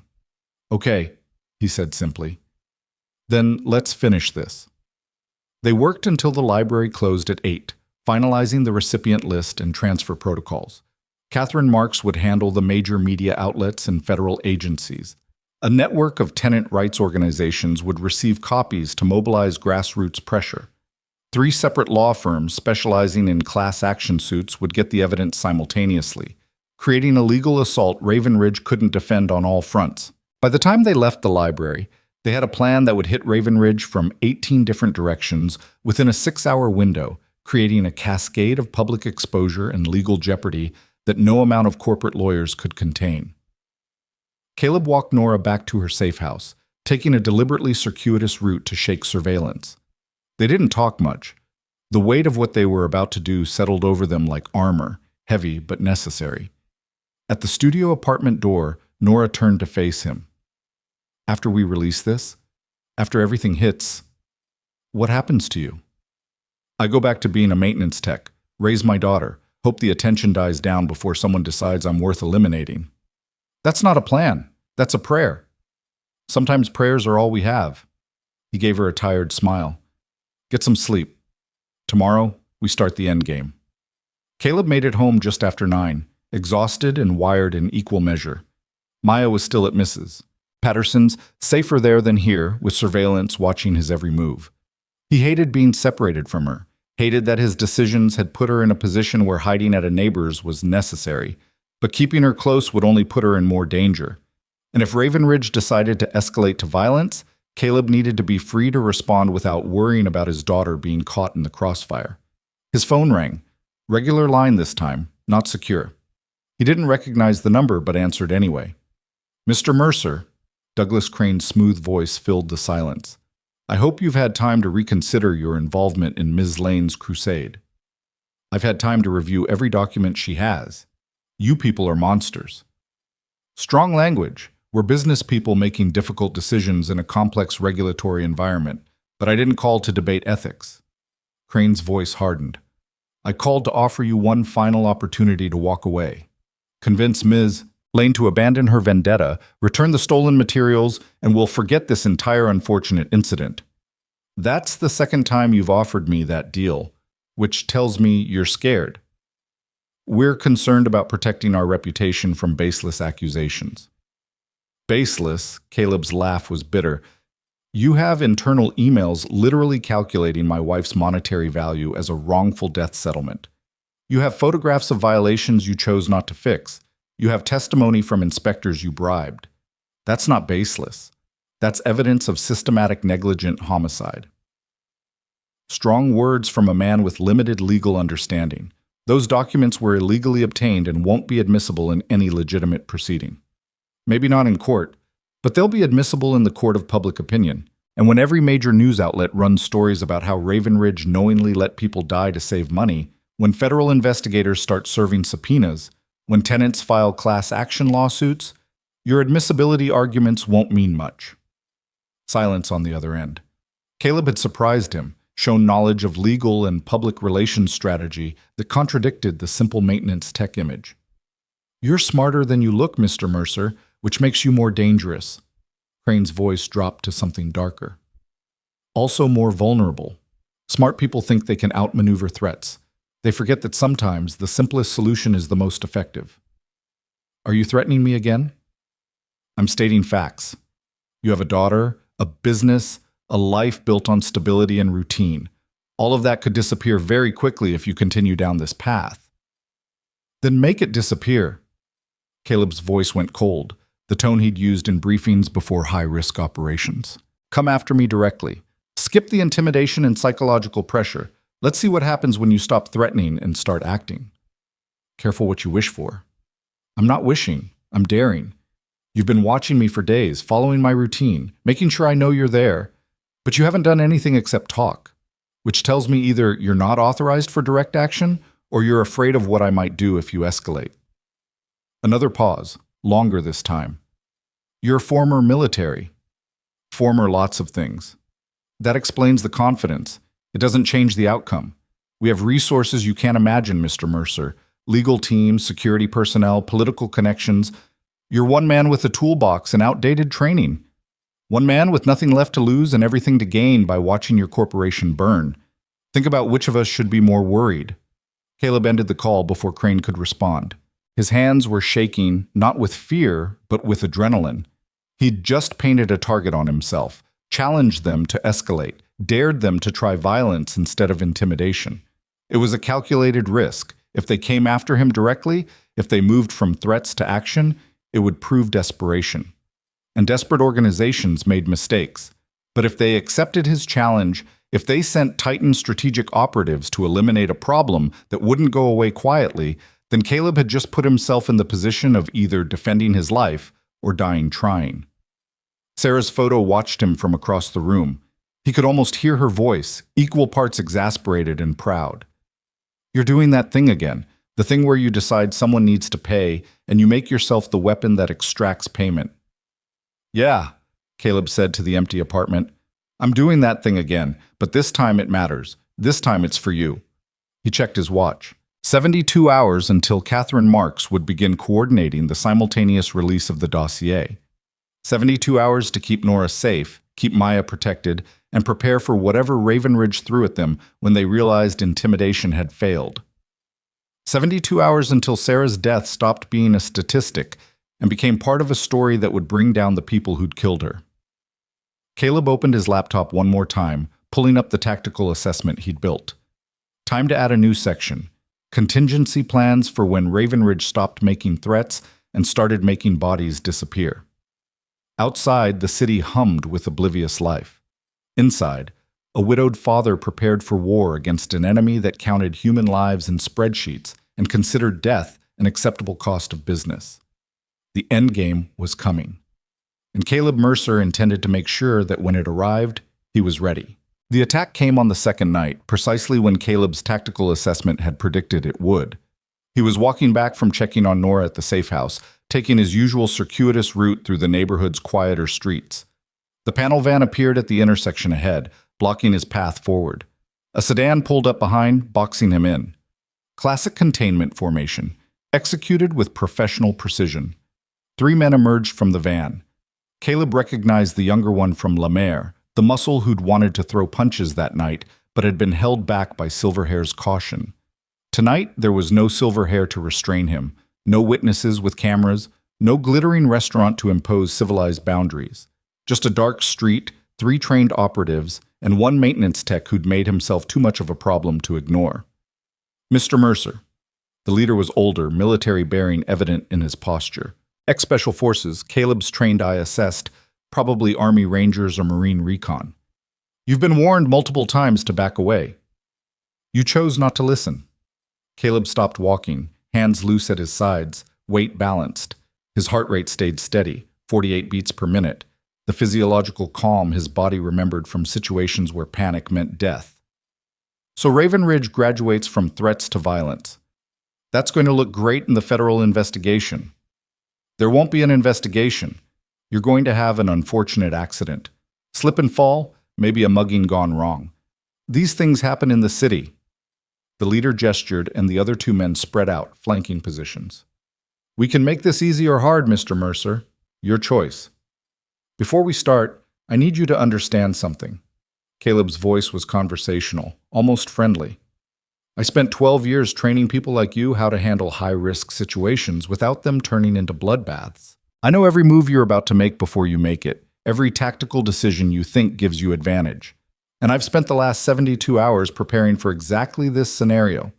The leader smiled. Big talk from a guy who fixes furnaces for a living.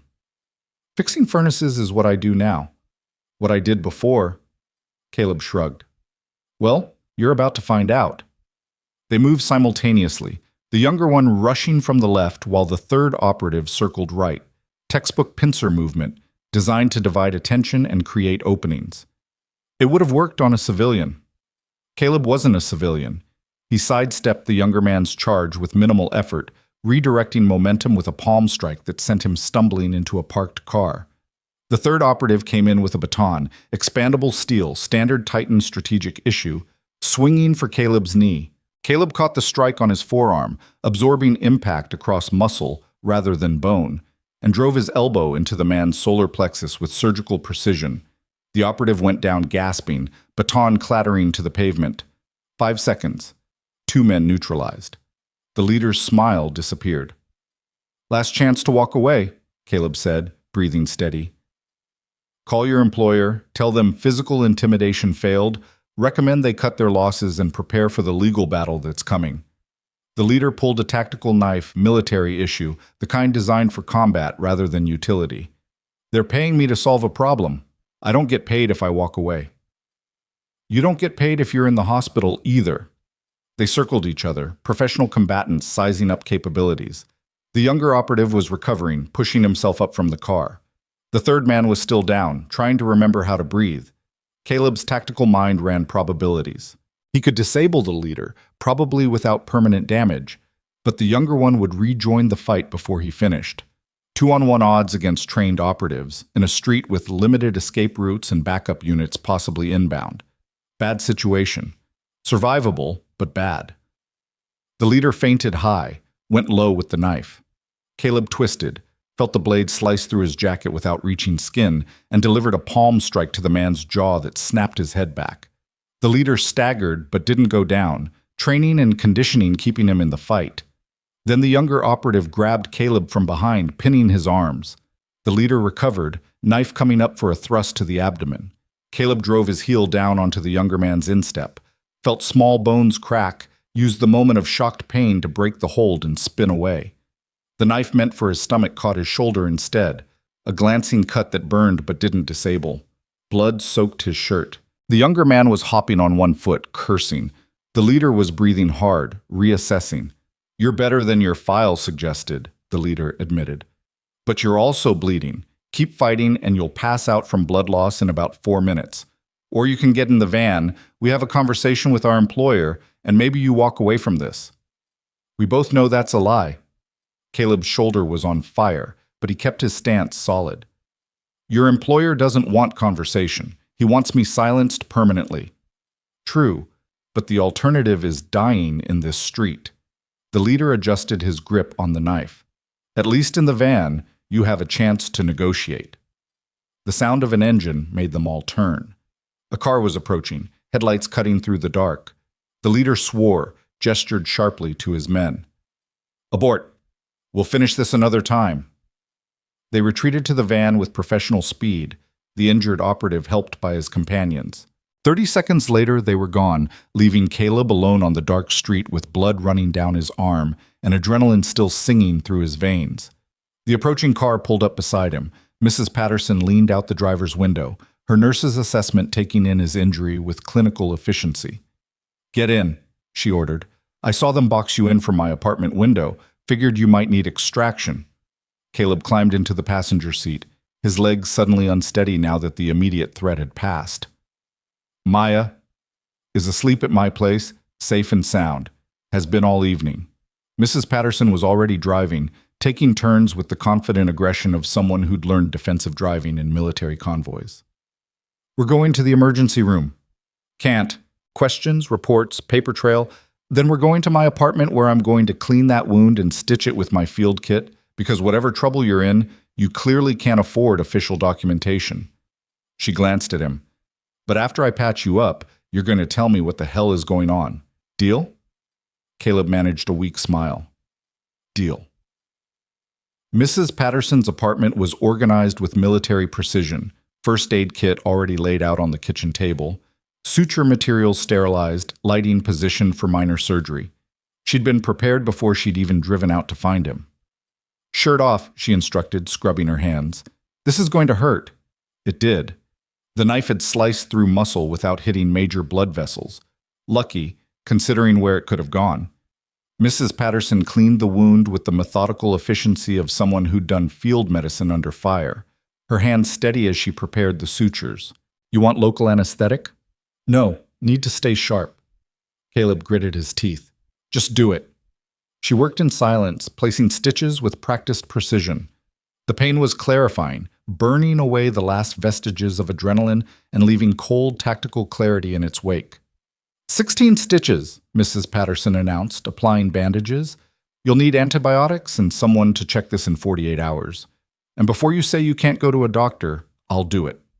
But Caleb, those men were professionals, former military, probably contractors. Whatever you're involved in, it's way past the point where you should be handling it alone. I know. So why are you? Caleb looked toward the bedroom where Maya slept, safe and oblivious. Because the people I'm fighting killed my wife through negligence and are currently threatening my daughter.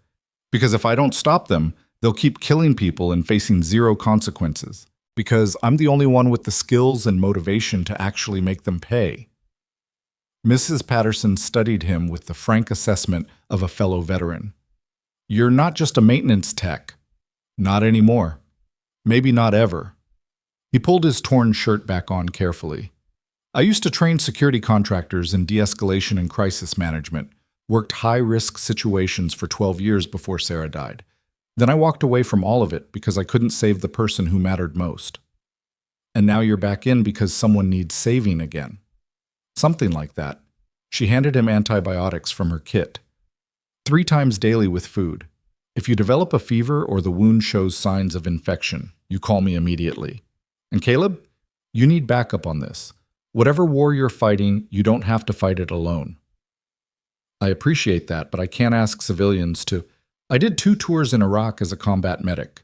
I'm not a civilian. I'm a veteran with relevant skills who's offering assistance to a fellow soldier. Her voice was firm.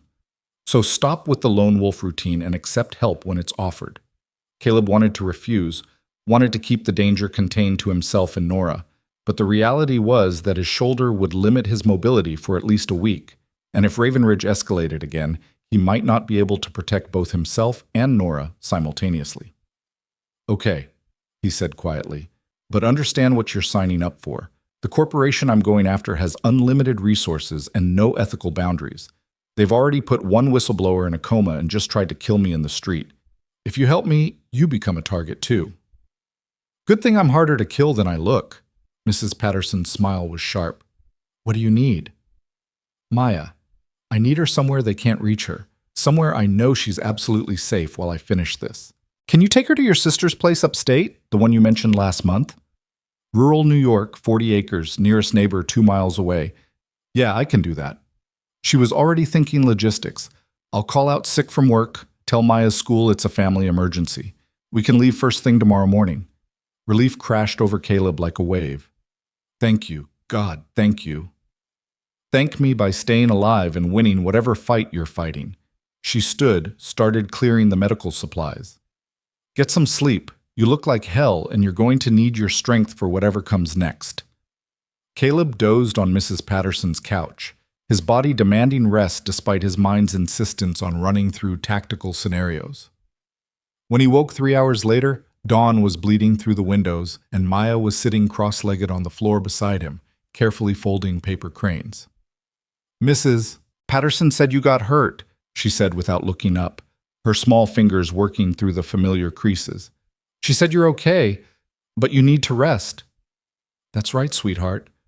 Was it the scary men from the restaurant? Caleb sat up carefully, his shoulder protesting. Yes. Maya finally looked at him, her dark eyes, Sarah's eyes, impossibly old for 7 years. Are they going to hurt you again? He wanted to lie, to promise her that everything would be fine and Daddy would always be safe. But Maya deserved better than comfortable lies. They might try, he said honestly, but I'm being very careful, and I have friends helping me stay safe. Like Mrs. Patterson? Like Mrs. Patterson. She went back to her crane, folding in tridents for a long moment. Mom used to fold these when she was worried. She said making something beautiful helped when things were scary. Caleb's throat tightened. That's right. Your mom was very wise. Is that why you're fighting the scary men? Because of Mom? Partly. And partly because if I don't, they'll keep hurting other people the way they hurt our family. Maya set down her completed crane, perfect symmetry, clean folds, exactly like Sarah used to make. Then you have to keep fighting. But Daddy, you also have to come home, because I already lost Mom. I can't lose you too. The simple devastation of her words broke something in Caleb's chest. He pulled her into a careful hug, mindful of his injured shoulder, and held her while she cried quiet tears into his shirt. I promise, he whispered. I promise I'll come home to you. It was a promise he might not be able to keep, but it was also the only promise that mattered. Mrs. Patterson drove Maya upstate that afternoon, the car packed with enough clothes and books for a week-long stay. Maya hugged Caleb goodbye with fierce strength, made him promise to call every night, and climbed into the back seat with her newest paper crane clutched in her hand. 1 week, Mrs. Patterson said quietly. That's how long my sister can host us without questions. After that, you either need to have resolved this or find a more permanent solution. 1 week is all I need. Caleb watched the car pull away, his daughter's face visible in the rear window until they turned the corner. Everything goes public in 72 hours. After that, Raven Ridge will be too busy defending themselves to come after us. And if they decide to eliminate the problem before you go public, then I make sure they fail. With Maya safely away, Caleb allowed himself to focus entirely on the endgame. He met Nora at a different location, a community center hosting a senior citizens book club, public and populated and the last place Raven Ridge would expect a clandestine meeting. She gasped when she saw the bandage visible beneath his jacket collar. What happened? They escalated, sent 3 Titan strategic operatives to have a conversation that involved knives and threats. He kept his voice low, aware of elderly readers at nearby tables. It went badly for them, but they'll try again. We should go to the police. And tell them what? That a corporation sent contractors to assault me? Without proof, it's my word against theirs. With proof, it becomes evidence in a case that'll take months to prosecute while they're free to try again.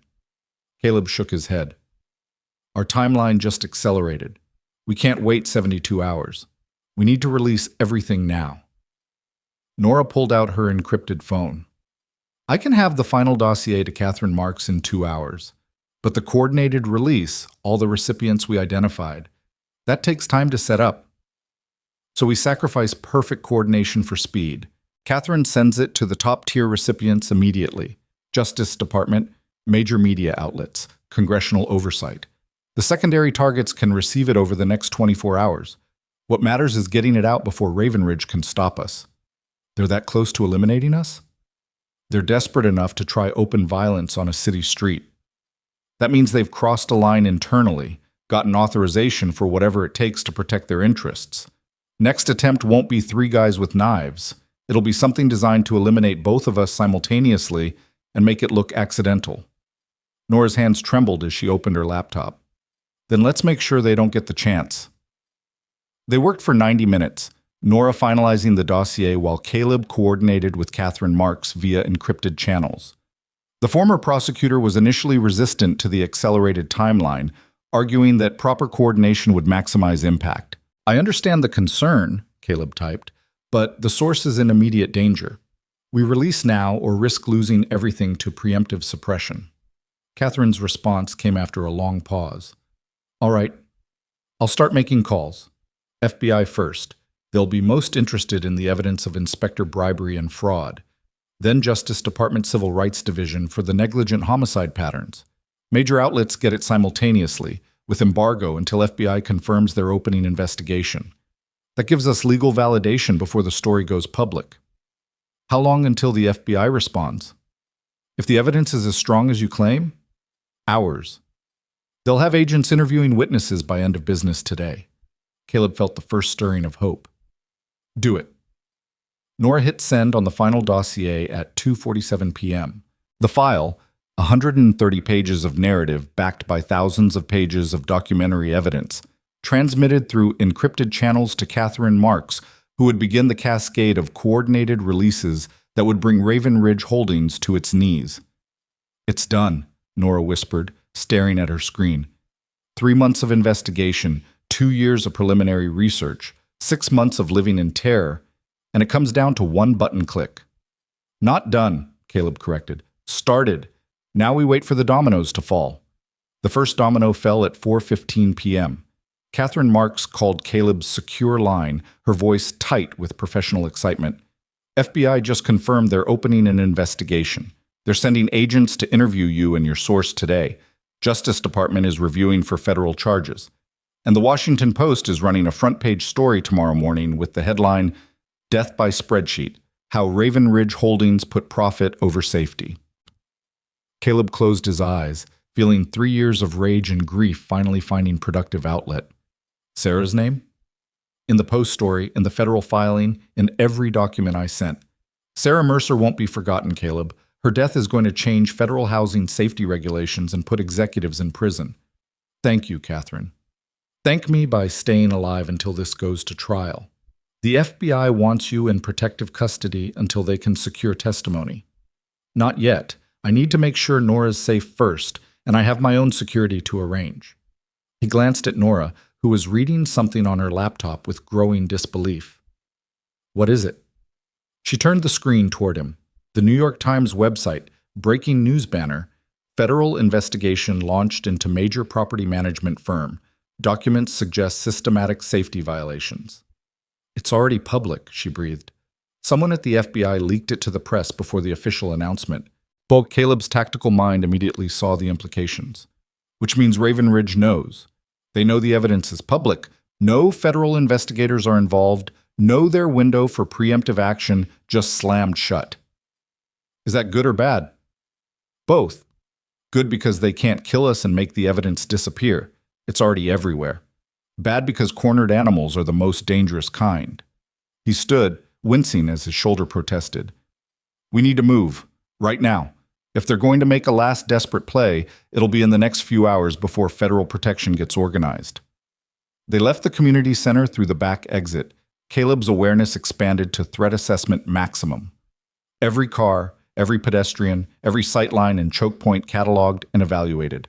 The attack came in the parking lot. 2 vehicles this time, professional teams in both.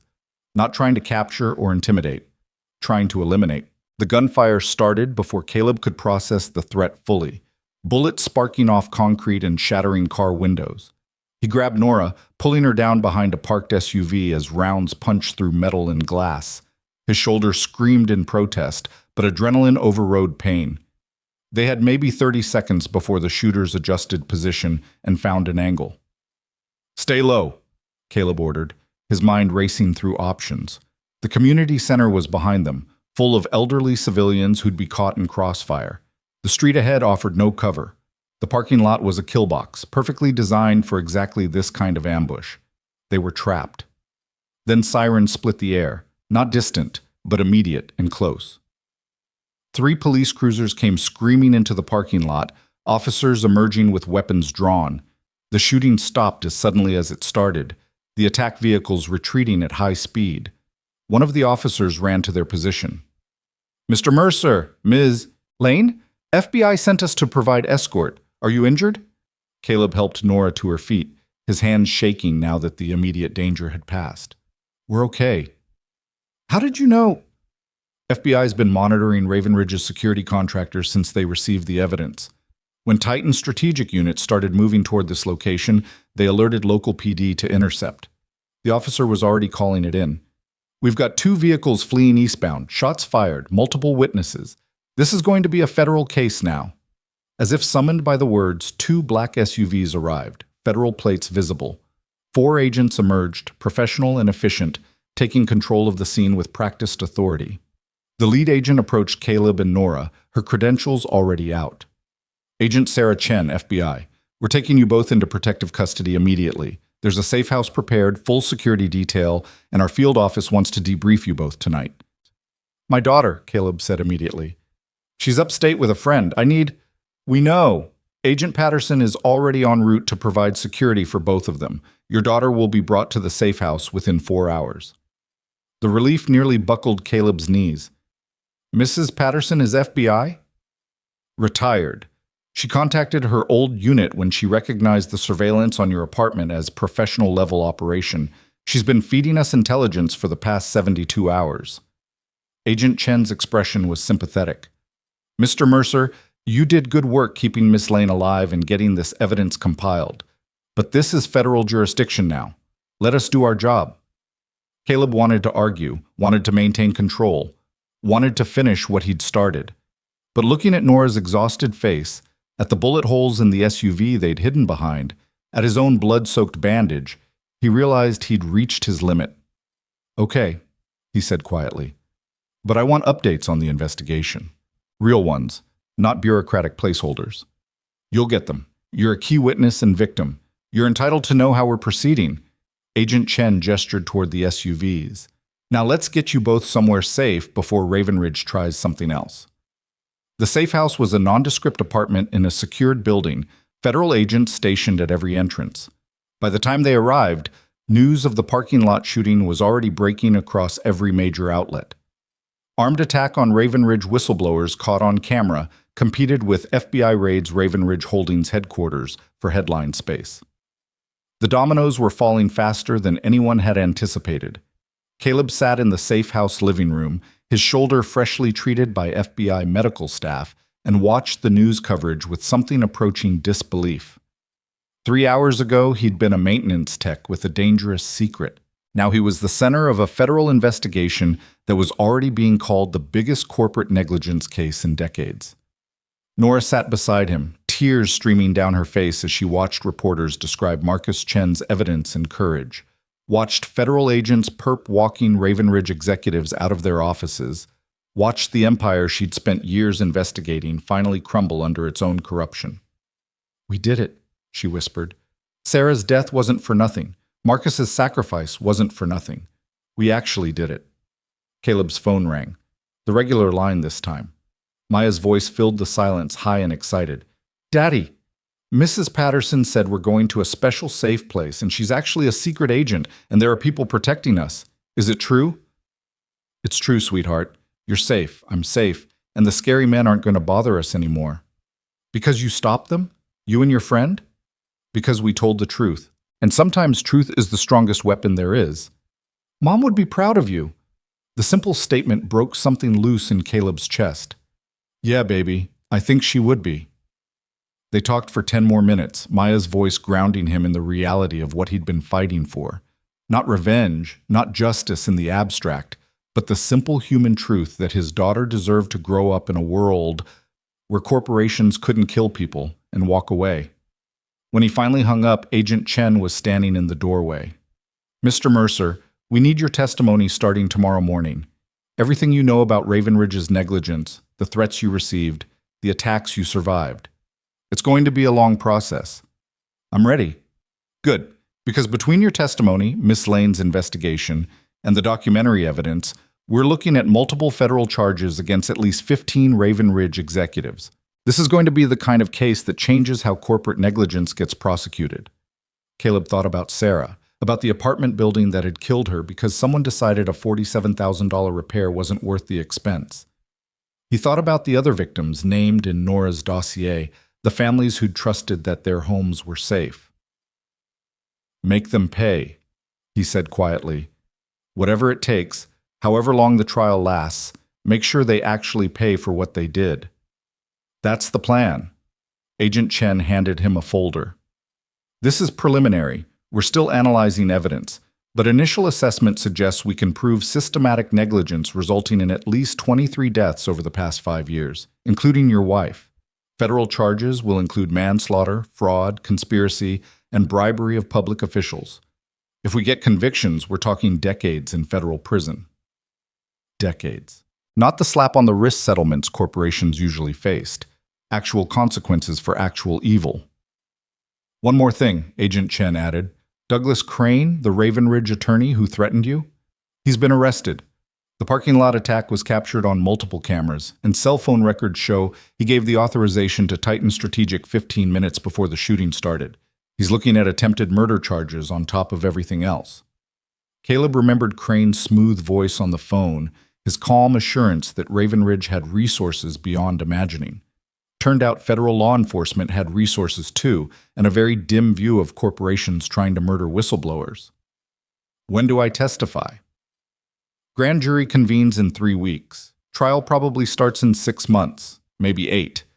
You'll be under protective custody until we're confident there's no ongoing threat. Agent Chen's expression softened. I know that's hard, especially with a young daughter, but Mr. Mercer, what you and Ms. Lane accomplished here, it's going to save lives.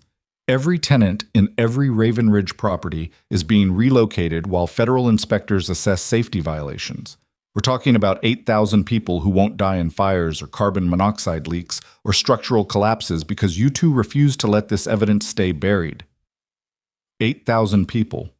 The number Nora had cited when she'd first asked for his help, when she'd challenged him to be the person he'd trained to be. It was worth it, Caleb said, and meant it. That night, reunited with Maya in the safe house's secure bedroom, Caleb watched his daughter fold paper cranes with Sarah's precision and his own stubborn determination. The TV in the other room was still broadcasting news about Raven Ridge's collapse, about federal raids and executive arrests and tenant relocations. But in this small room, with his daughter safe beside him, and justice, finally coming for the people who'd killed his wife, Caleb allowed himself something he hadn't felt in 3 years. Peace. Daddy? Maya held up her latest crane. Can we put this one on Mom's grave when we're allowed to leave? Absolutely, sweetheart. And can we bring all the other cranes too? The ones I've been making since she died? Caleb calculated quickly. Maya had been folding cranes for 3 years, usually 2 or 3 a day. That's a lot of cranes, baby. 1,047, she said with the precision of a child who'd been counting every single one. I counted them last week. Is that enough? He pulled her close, careful of his injured shoulder. That's more than enough. That's perfect. Outside the safe house, federal agents maintained their vigilant watch. Across the city, Raven Ridge Holdings crumbled under the weight of its own crimes. In hospital rooms and courtrooms and newsrooms, the machinery of justice ground forward with inexorable momentum. But in this moment, none of that mattered as much as the simple truth that Caleb had kept his promise. He'd come home to his daughter. He'd stopped the men who'd killed Sarah. He'd made sure her death meant something beyond a line item in a corporate risk assessment. Tomorrow would bring grand jury testimony and trial preparation and the long, grinding process of federal prosecution. But tonight, holding Maya while she folded crane number 1048, Caleb Mercer was simply a father who'd fought for justice and won. And that was enough. The grand jury testimony took 6 hours spread across 2 days, Caleb recounting every detail from the night at Lemaire through the parking lot shooting. The prosecutors were methodical, building an airtight narrative of corporate negligence and criminal conspiracy. When they showed him the internal Raven Ridge email calculating Sarah's life as a $47,000 expense versus a $400,000 settlement, Caleb's voice remained steady, but his hands clenched the witness stand hard enough to leave marks. And when you read this email, Mr. Mercer, what did you understand it to mean? That my wife's death was a business decision.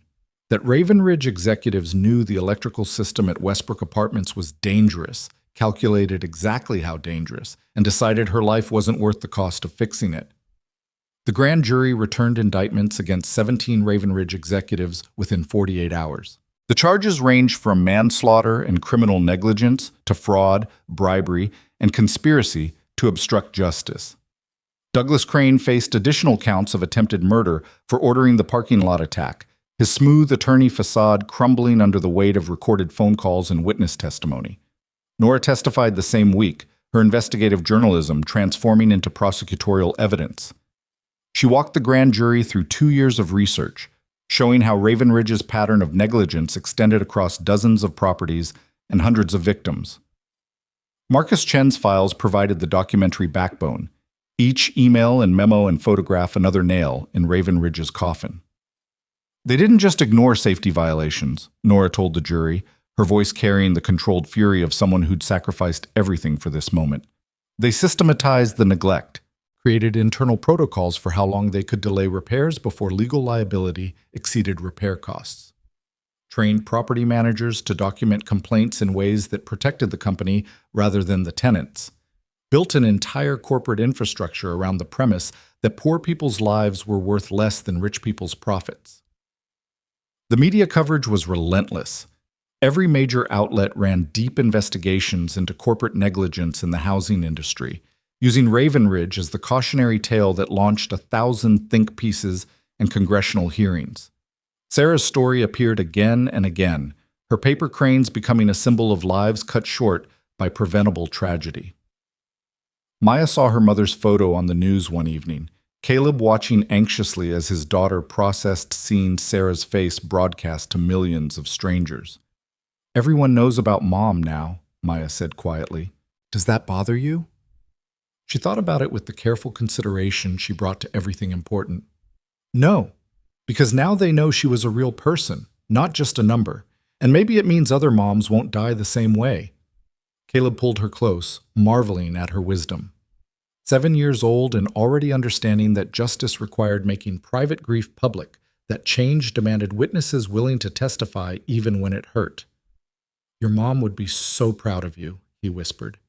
"She'd be proud of you too, Daddy. You fixed what was broken, just like you always do." The trial began 8 months later in federal court, the prosecution bringing the full weight of the Justice Department against Raven Ridge's expensive legal defense. Catherine Marks served as co-counsel, her whistleblower expertise proving invaluable in navigating the complex intersection of corporate law and criminal liability. Caleb testified on day 3, walking the jury through his expertise in safety systems and his repeated complaints about Westbrook's electrical panel. The defense attorney tried to paint him as an opportunist seeking revenge for a tragic accident, but Caleb's calm recitation of technical specifications and documented warnings undermined every attempt at character assassination. "Mr. Mercer," the prosecutor asked on redirect, "in your professional opinion as someone trained in facility safety and risk assessment, was Sarah Mercer's death preventable?" "Absolutely. The electrical panel that failed was a known fire hazard. I'd reported it 3 times in writing. Any competent inspection would have identified it as an immediate danger. A $1,000 repair would have prevented the fire that killed my wife. And based on the evidence you've reviewed, did Raven Ridge Holdings know about this danger?" "They knew. They calculated. They decided my wife's life wasn't worth $1,000. Caleb's voice never rose, never wavered. The simple truth was damning enough without theatrics. The defense called expert witnesses who argued that building codes were complex, that property management involved difficult judgment calls, that hindsight made everything seem more obvious than it was in real time. But the documentary evidence was overwhelming. Email after email, memo after memo, photograph after photograph, showing executives who knew exactly what they were doing and chose profit over safety anyway. Nora testified on day 7, her journalistic credibility restored by 8 months of vindication. The ethics complaint filed against her had been dismissed within weeks of the federal investigation going public, the journalism board issuing a formal apology and commendation for her courage in pursuing the story despite personal and professional attacks. "Ms. Lane," Catherine Marks asked, "can you explain to the jury why you continued investigating Raven Ridge even after you were suspended, threatened, and nearly killed?" Nora looked directly at the jury, her voice clear. "Because Marcus Chen risked his life to give me evidence that could save others. Because Sarah Mercer and 22 other victims deserve justice. Because 8,000 people were living in buildings I knew were dangerous, and if I gave up, if I let Raven Ridge intimidate me into silence, those people would keep dying and no one would be held accountable." The defense tried to discredit her sources, question her methods, suggest that her investigation was biased by personal vendetta. But the evidence spoke for itself. Marcus Chen's files, corroborated by independent federal inspections, proved every allegation Nora had made and revealed violations even she hadn't uncovered. Marcus himself appeared via video testimony from his rehabilitation facility, his jaw still wired, his speech slurred but intelligible. He'd spent 6 months relearning how to talk, how to write, how to perform basic functions the beating had stolen from him. But his mind was intact, and his testimony was devastating. "I couldn't live with what I knew," he said slowly, each word an effort. "Every month I processed reports showing buildings with critical safety violations. Every quarter I watched executives decide that settlements were cheaper than repairs. I have a daughter. When I looked at her, I kept thinking about all the other daughters living in buildings we knew were death traps. I had to tell someone, even if it cost me everything. The jury watched in silence as Marcus struggled through his testimony, this man who'd sacrificed his health and safety to expose corporate evil. When the defense attorney declined to cross-examine, citing medical considerations, everyone in the courtroom understood it was because there was nothing to attack. Marcus Chen was a hero, and even Raven Ridge's lawyers knew better than to try painting him otherwise. The trial lasted 7 weeks. The jury deliberated for 3 days.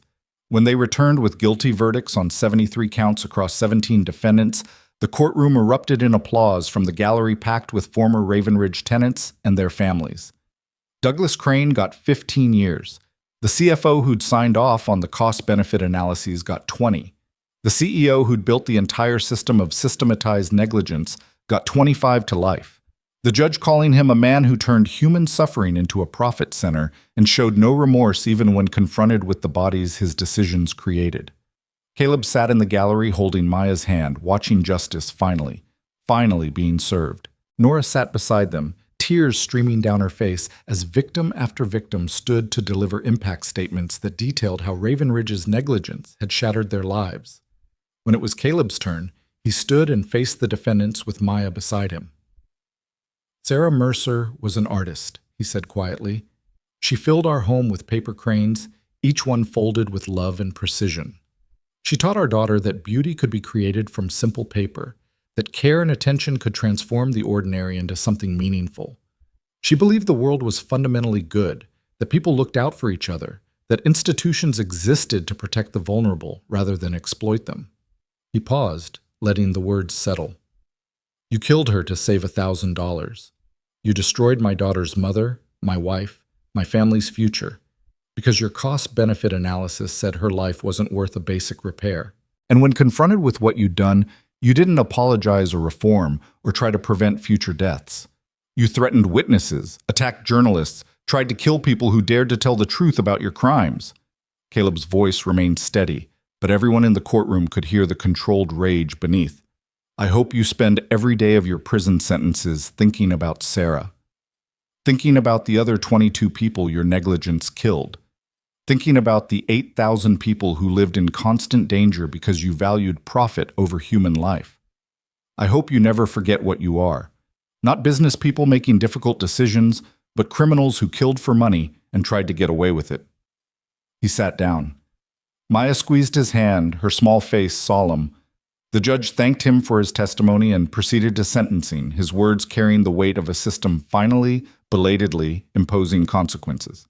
The civil suits came next, dozens of class action cases filed on behalf of current and former Raven Ridge tenants. The criminal convictions made the civil litigation almost perfunctory. No jury was going to find for a corporation whose executives were in federal prison for manslaughter. Settlement negotiations began within weeks. Raven Ridge's remaining assets liquidated to pay damages to victims and their families. Caleb's settlement was modest compared to some, $500,000. The amount Raven Ridge's own documents showed they'd budgeted for wrongful death payouts. He put it all in trust for Maya's education and future, refusing to touch a penny for himself. It's not about the money, he told Catherine Marks when she urged him to take more. It never was. Sarah's life was priceless. No amount of cash will bring her back or undo what they did. This is for Maya, so she has opportunities her mother never got to see her have.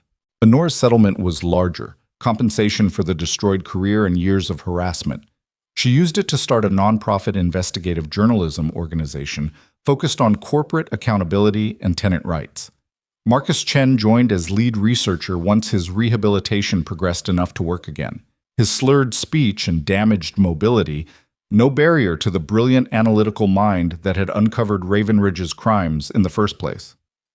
We're calling it the Sarah Mercer Center for Housing Justice, Nora told Caleb over coffee 6 months after the trial ended. If that's okay with you. Caleb felt his throat tighten. Sarah would have loved that. She deserves to be remembered, not as a victim, but as the catalyst for change. Because of her death, because of your refusal to let it be meaningless, federal housing safety regulations have been completely reformed. Every property management company in the country is scrambling to fix violations before federal inspectors find them. We've probably prevented hundreds of deaths. We, Caleb repeated. You did this as much as I did. More, maybe.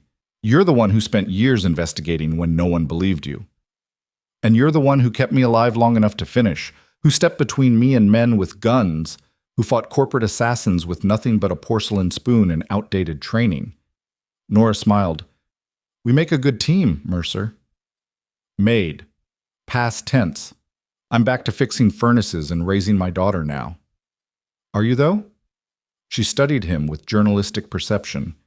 Because Mrs. Patterson mentioned you've been consulting on security protocols for tenant advocacy groups.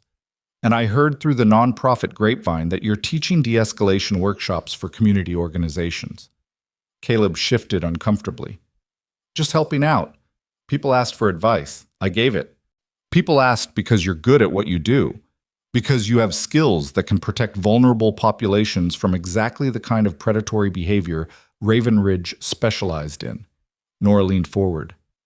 What if you made it official? The Sarah Mercer Center could use a director of safety and security, someone who understands both the tactical elements of protection and the systemic issues that create danger in the first place. I have a daughter to raise, a business to run. You have a daughter who's in school 6 hours a day and a business that runs itself because you've built a solid reputation. What you don't have is a purpose beyond maintenance calls and trying to forget the skills you spent 12 years developing. Her voice gentled. Caleb, you're good at protecting people, really good. And there are thousands of tenants out there who need someone with your expertise fighting for their safety. Why not use your skills for something meaningful? He wanted to refuse, wanted to retreat back into the simple life he'd built after Sarah's death. But the truth was that the past year had reminded him of something he'd forgotten, that he was built for this kind of work, that standing between the vulnerable and the predatory gave his life a purpose nothing else could match. Let me think about it, he said finally. Take your time. The offer stands whenever you're ready. That evening, Caleb sat with Maya while she did homework, her tongue sticking out in concentration as she worked through multiplication tables. The apartment they'd returned to after protective custody ended was the same one they'd left, but everything felt different, lighter somehow, as if Sarah's death had finally been given the meaning it deserved. Daddy? Maya looked up from her math. Mrs. Patterson said you might get a new job, one where you help people stay safe. Maybe. Would you be okay with that? She considered it seriously. Would it be dangerous like before? With the scary men? No, sweetheart. This would be teaching people how to avoid danger, how to recognize when buildings aren't safe, how to stand up for their rights without getting hurt. Important work, but not the kind that involves fighting. Then I think you should do it. Mom always said you were happiest when you were helping people. The simple wisdom of a 7-year-old cut straight to the truth. Sarah had said exactly that, back when Caleb was still doing contract work, and she'd watch him come home energized from successful operations despite the stress and danger. You're right, Caleb said. She did say that. And Daddy?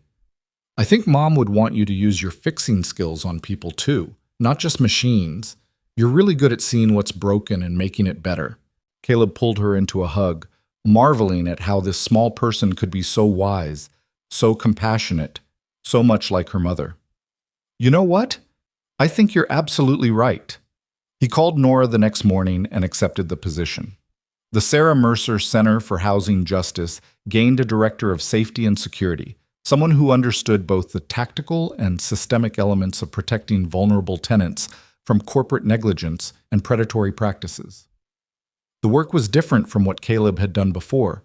Less adrenaline, more education, focused on prevention rather than intervention.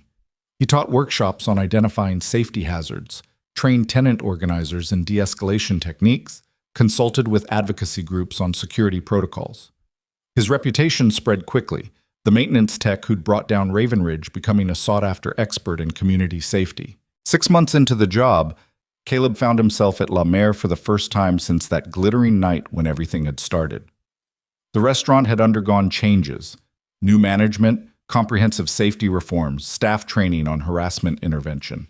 Marco Castellanos had stayed on as executive chef, his integrity untarnished by the previous manager's complicity. "Mr. Mercer," Castellanos emerged from the kitchen, his smile genuine. "I heard about your new position, important work you're doing." "Thank you, Chef. Actually, I'm here because your new manager reached out. Something about a safety consultation?" Yes, come, I'll show you." They walked through the dining room, Castellanos pointing out the changes implemented after the Raven Ridge scandal. Panic buttons installed at every service station. Clear evacuation routes marked and kept obstruction-free. Staff training protocols for recognizing and responding to harassment or threatening behavior. Security cameras repositioned to eliminate blind spots. "We learned from what happened," Castellanos said. "That night with Miss Lane and those men, we failed. The previous manager prioritized wealthy clients over human safety. I swore we would never make that mistake again." They reached table 12, where a woman sat alone reviewing what looked like legal documents. She glanced up as they approached, and Caleb recognized the controlled panic in her eyes, the hypervigilance of someone who'd been threatened recently. "Mr. Mercer," the new manager said, appearing at his elbow. "This is Alexandra Torres. She contacted us this morning saying she needed a public place to meet with some people who'd been pressuring her. She asked specifically if we had safety protocols, mentioned the incident from last year." Alexandra stood, extending her hand. "You're the man who helped that journalist, who stood up to those corporate thugs." "I did what needed doing," Caleb said simply. "What kind of pressure are you facing, Ms. Torres?" "I'm a city health inspector. I documented violations at a medical supply company, refused to accept their bribes to look the other way. Now they're threatening my job, my reputation, following me." Her voice cracked. "I saw what you did for that other woman, how you protected her. I thought I don't know what I thought, that somehow being here would keep me safe?" Caleb felt the familiar weight of responsibility settling over his shoulders. "Who are you meeting with?" "Their corporate counsel. They want me to retract my inspection report, claim I made errors in my assessment.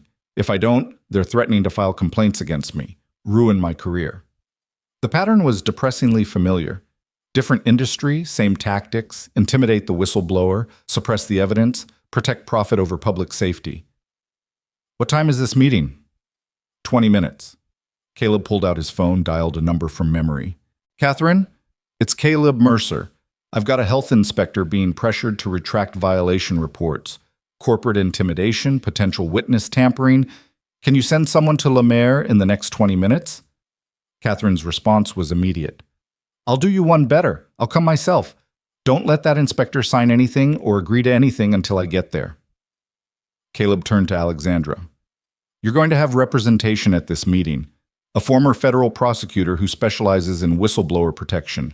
And I'll be here too, as a witness. You don't face this alone." Relief washed over her face. "I can't afford pro bono. The Sarah Mercer Center for Housing Justice exists specifically for situations like this. You tried to protect public health, they're punishing you for it, and we're going to make sure they fail." When the corporate counsel arrived, slick suit, expensive briefcase, condescending smile, he found not a frightened health inspector alone and vulnerable, but Alexandra Torres, flanked by Catherine Marks and Caleb Mercer, a recording device on the table, and a dining room full of witnesses. His smile disappeared. "This is a private business meeting," he started. "This is witness intimidation," Catherine countered smoothly, her credentials already on the table. "And if you proceed with threatening Ms. Torres or attempting to suppress her legally mandated inspection reports, you'll be facing federal charges. We've already filed preliminary documentation with the Justice Department based on Ms. Torres' testimony. Any further harassment will be prosecuted to the fullest extent of the law." The corporate counsel looked at Caleb, recognition dawning. "You're the Raven Ridge guy?" "I'm the guy who doesn't let corporations intimidate whistleblowers. And I'm very good at my job." The meeting lasted 5 minutes, the corporate counsel making vague statements about misunderstandings and communication breakdowns before retreating with his tail between his legs.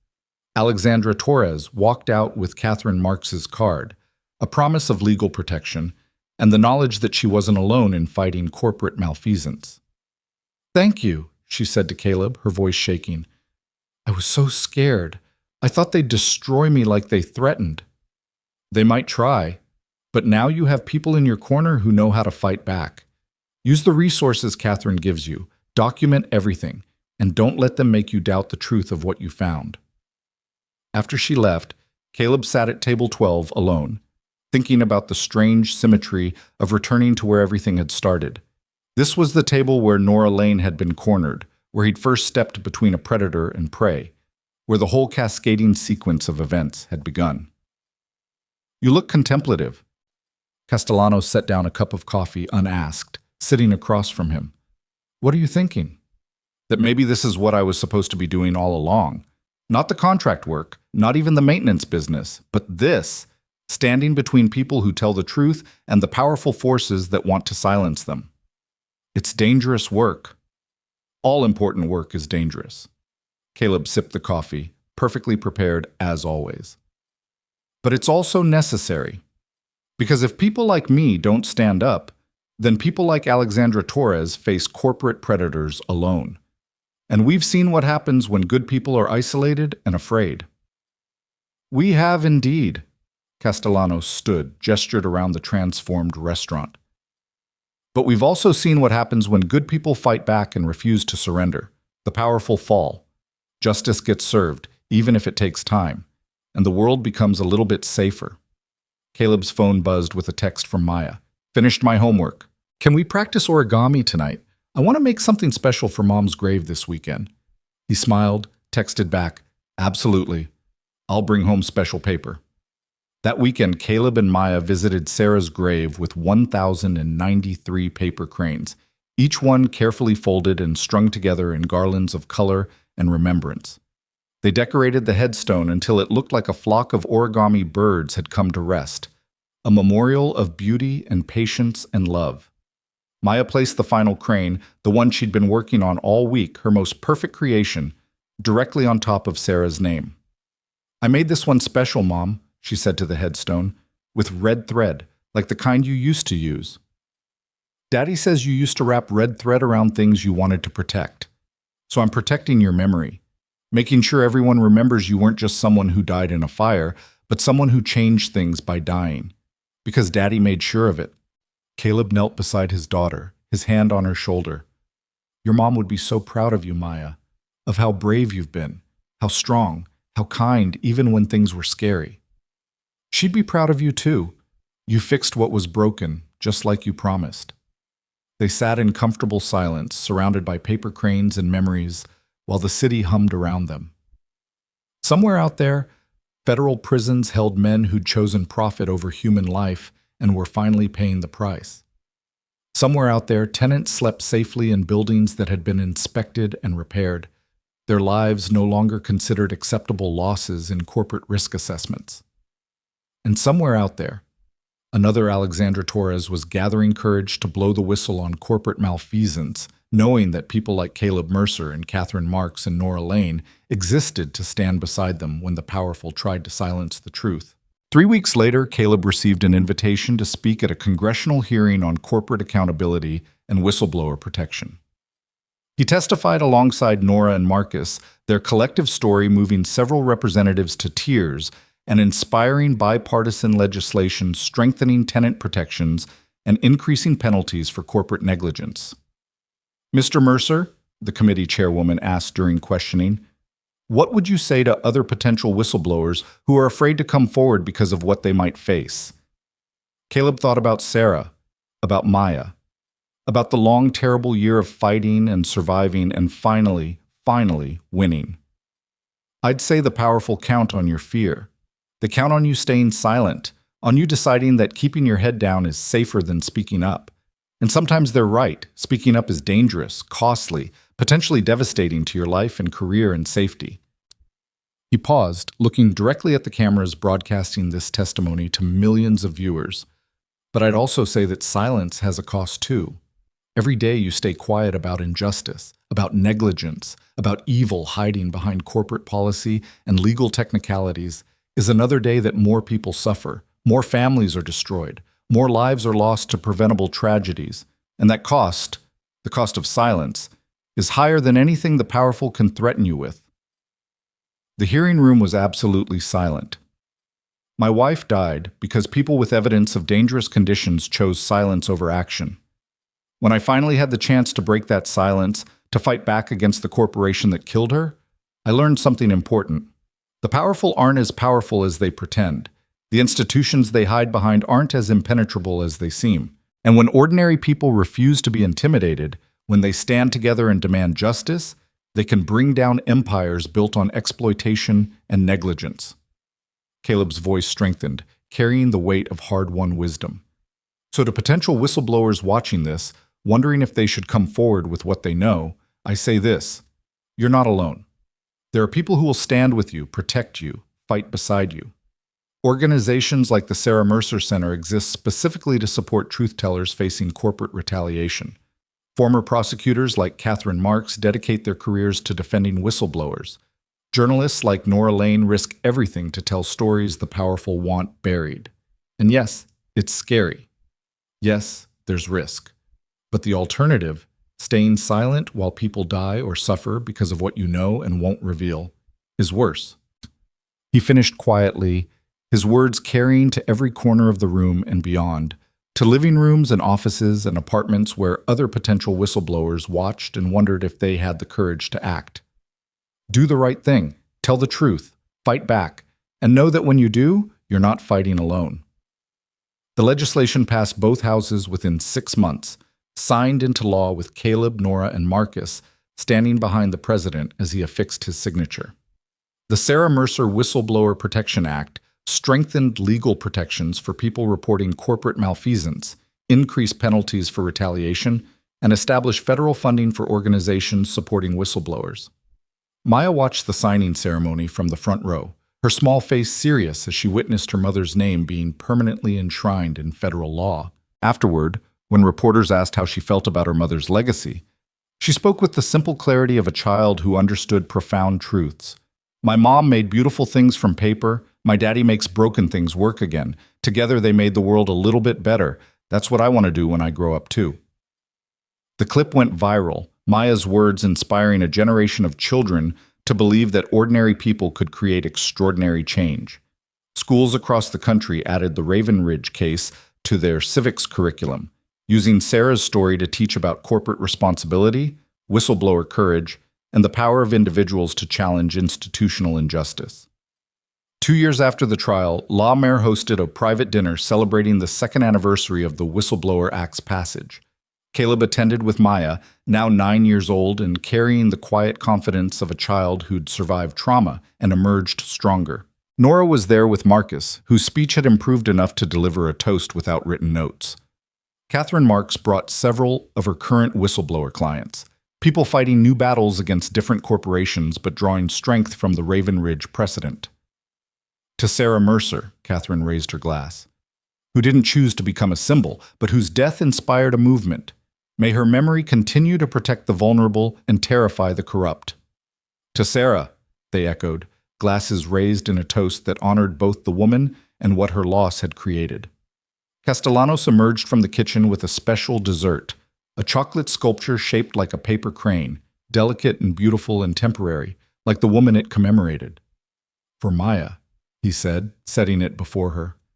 Your mother's art and my medium, both beautiful, both meaningful, both created with love. Maya's eyes filled with tears, but she was smiling. Thank you, Chef. It's perfect. As the evening wound down, as guests departed with full stomachs and renewed commitment to fighting injustice, Caleb stood at the window looking out at the city. Somewhere out there, tenants slept safely in buildings that had been inspected and repaired. Whistleblowers gathered courage to expose corporate malfeasance, knowing they wouldn't face retaliation alone.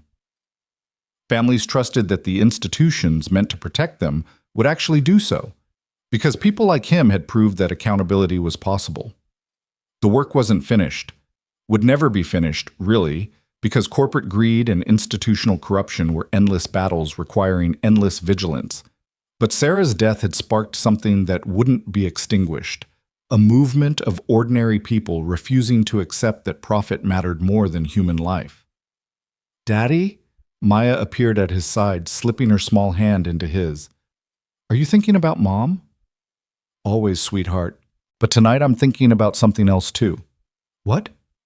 about how proud she'd be of you, of how you turned your grief into something beautiful with all those cranes, of how you're kind and strong and brave, even when things are hard.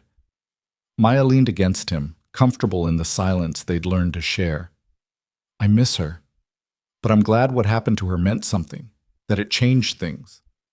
It did change things, and it will keep changing things because we won't let people forget. Caleb squeezed her hand gently. That's what love does, Maya. It transforms even tragedy into purpose. Your mom's love for us, our love for her, it didn't die in that fire. It became something bigger, something that protects people we'll never meet in ways we can't fully measure. Like paper cranes? Maya said softly. One fold at a time until you have something beautiful. Exactly like paper cranes. They stood together at the window, father and daughter, watching the city lights and thinking about the woman who'd brought them both into existence and whose absence had taught them both what it meant to fight for justice. Behind them, the dinner party continued its warm conversations and hopeful planning.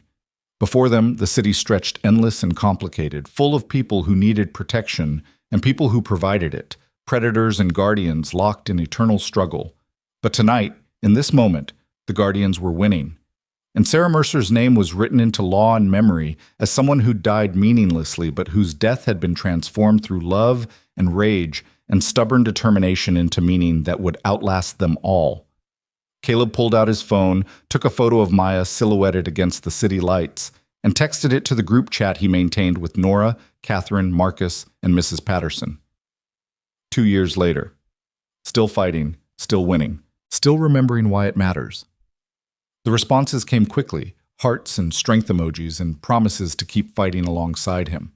Because that's what they were now, not just individuals traumatized by corporate evil, but a team dedicated to ensuring that Sarah's death, Marcus's sacrifice, Nora's courage, and Caleb's transformation from maintenance tech to guardian weren't isolated incidents, but the beginning of sustained change.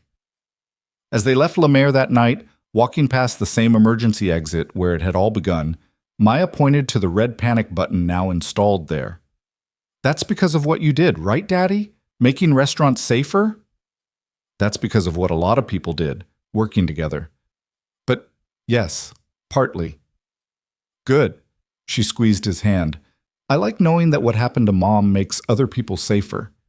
It means she's still protecting people, even though she's gone, like her paper cranes protecting the truth. Caleb looked down at his daughter, this remarkable child who understood profound truths about love and loss and legacy and felt something he hadn't felt in years settle into his chest. Not quite happiness. Sarah's absence was too profound for that. But something close. Purpose. Meaning. The knowledge that he'd taken the worst thing that ever happened to him and transformed it into protection for thousands of people he'd never meet. They drove home through quiet streets, Maya falling asleep in the passenger seat with a paper crane clutched in her hand. Caleb carried her upstairs, tucked her in, and stood for a moment in her doorway watching her sleep. On her nightstand, Sarah's photo smiled at him eternally, frozen in a moment of joy before tragedy rewrote their story. But beside that photo now sat a framed copy of the Sarah Mercer Whistleblower Protection Act, congressional seal visible, her name in official typeface declaring that her death had mattered, had changed things, had protected future victims from corporate predators. We did it, Caleb whispered to the photo. Not the way we would have chosen. Not without losing you, which I'd undo in a heartbeat if I could. But we made sure you weren't just another statistic. We made your death mean something. The photo didn't answer. It never did. But in the quiet apartment, surrounded by his daughter's paper cranes and the peaceful breathing of a child who'd survived trauma and emerged whole, Caleb felt something close to peace. Tomorrow he'd go back to work at the Sarah Mercer Center, would teach another workshop on tenant safety, would stand beside another whistleblower facing corporate intimidation. The fight would continue because injustice never stopped. But tonight, he'd kept his promise. He'd protected his daughter. He'd brought down the people who'd killed his wife. He'd transformed private grief into public good and personal rage, into systemic change. He'd fixed what was broken. Just like Maya said. And in the end, that was all any of them could do. Take the broken pieces of their shattered lives and fold them, carefully and precisely, into something new. something beautiful, something that protected others from having to fold the same painful cranes of loss and transformation. 1,093 cranes on Sarah's grave. Countless more that Maya would fold throughout her life, carrying forward her mother's art and her father's determination to make broken things whole. It was enough. It had to be enough. And tonight, standing in his daughter's doorway with justice served and futures protected and Sarah's memory honored in federal law, Caleb Mercer allowed himself to believe that maybe, just maybe, it actually was.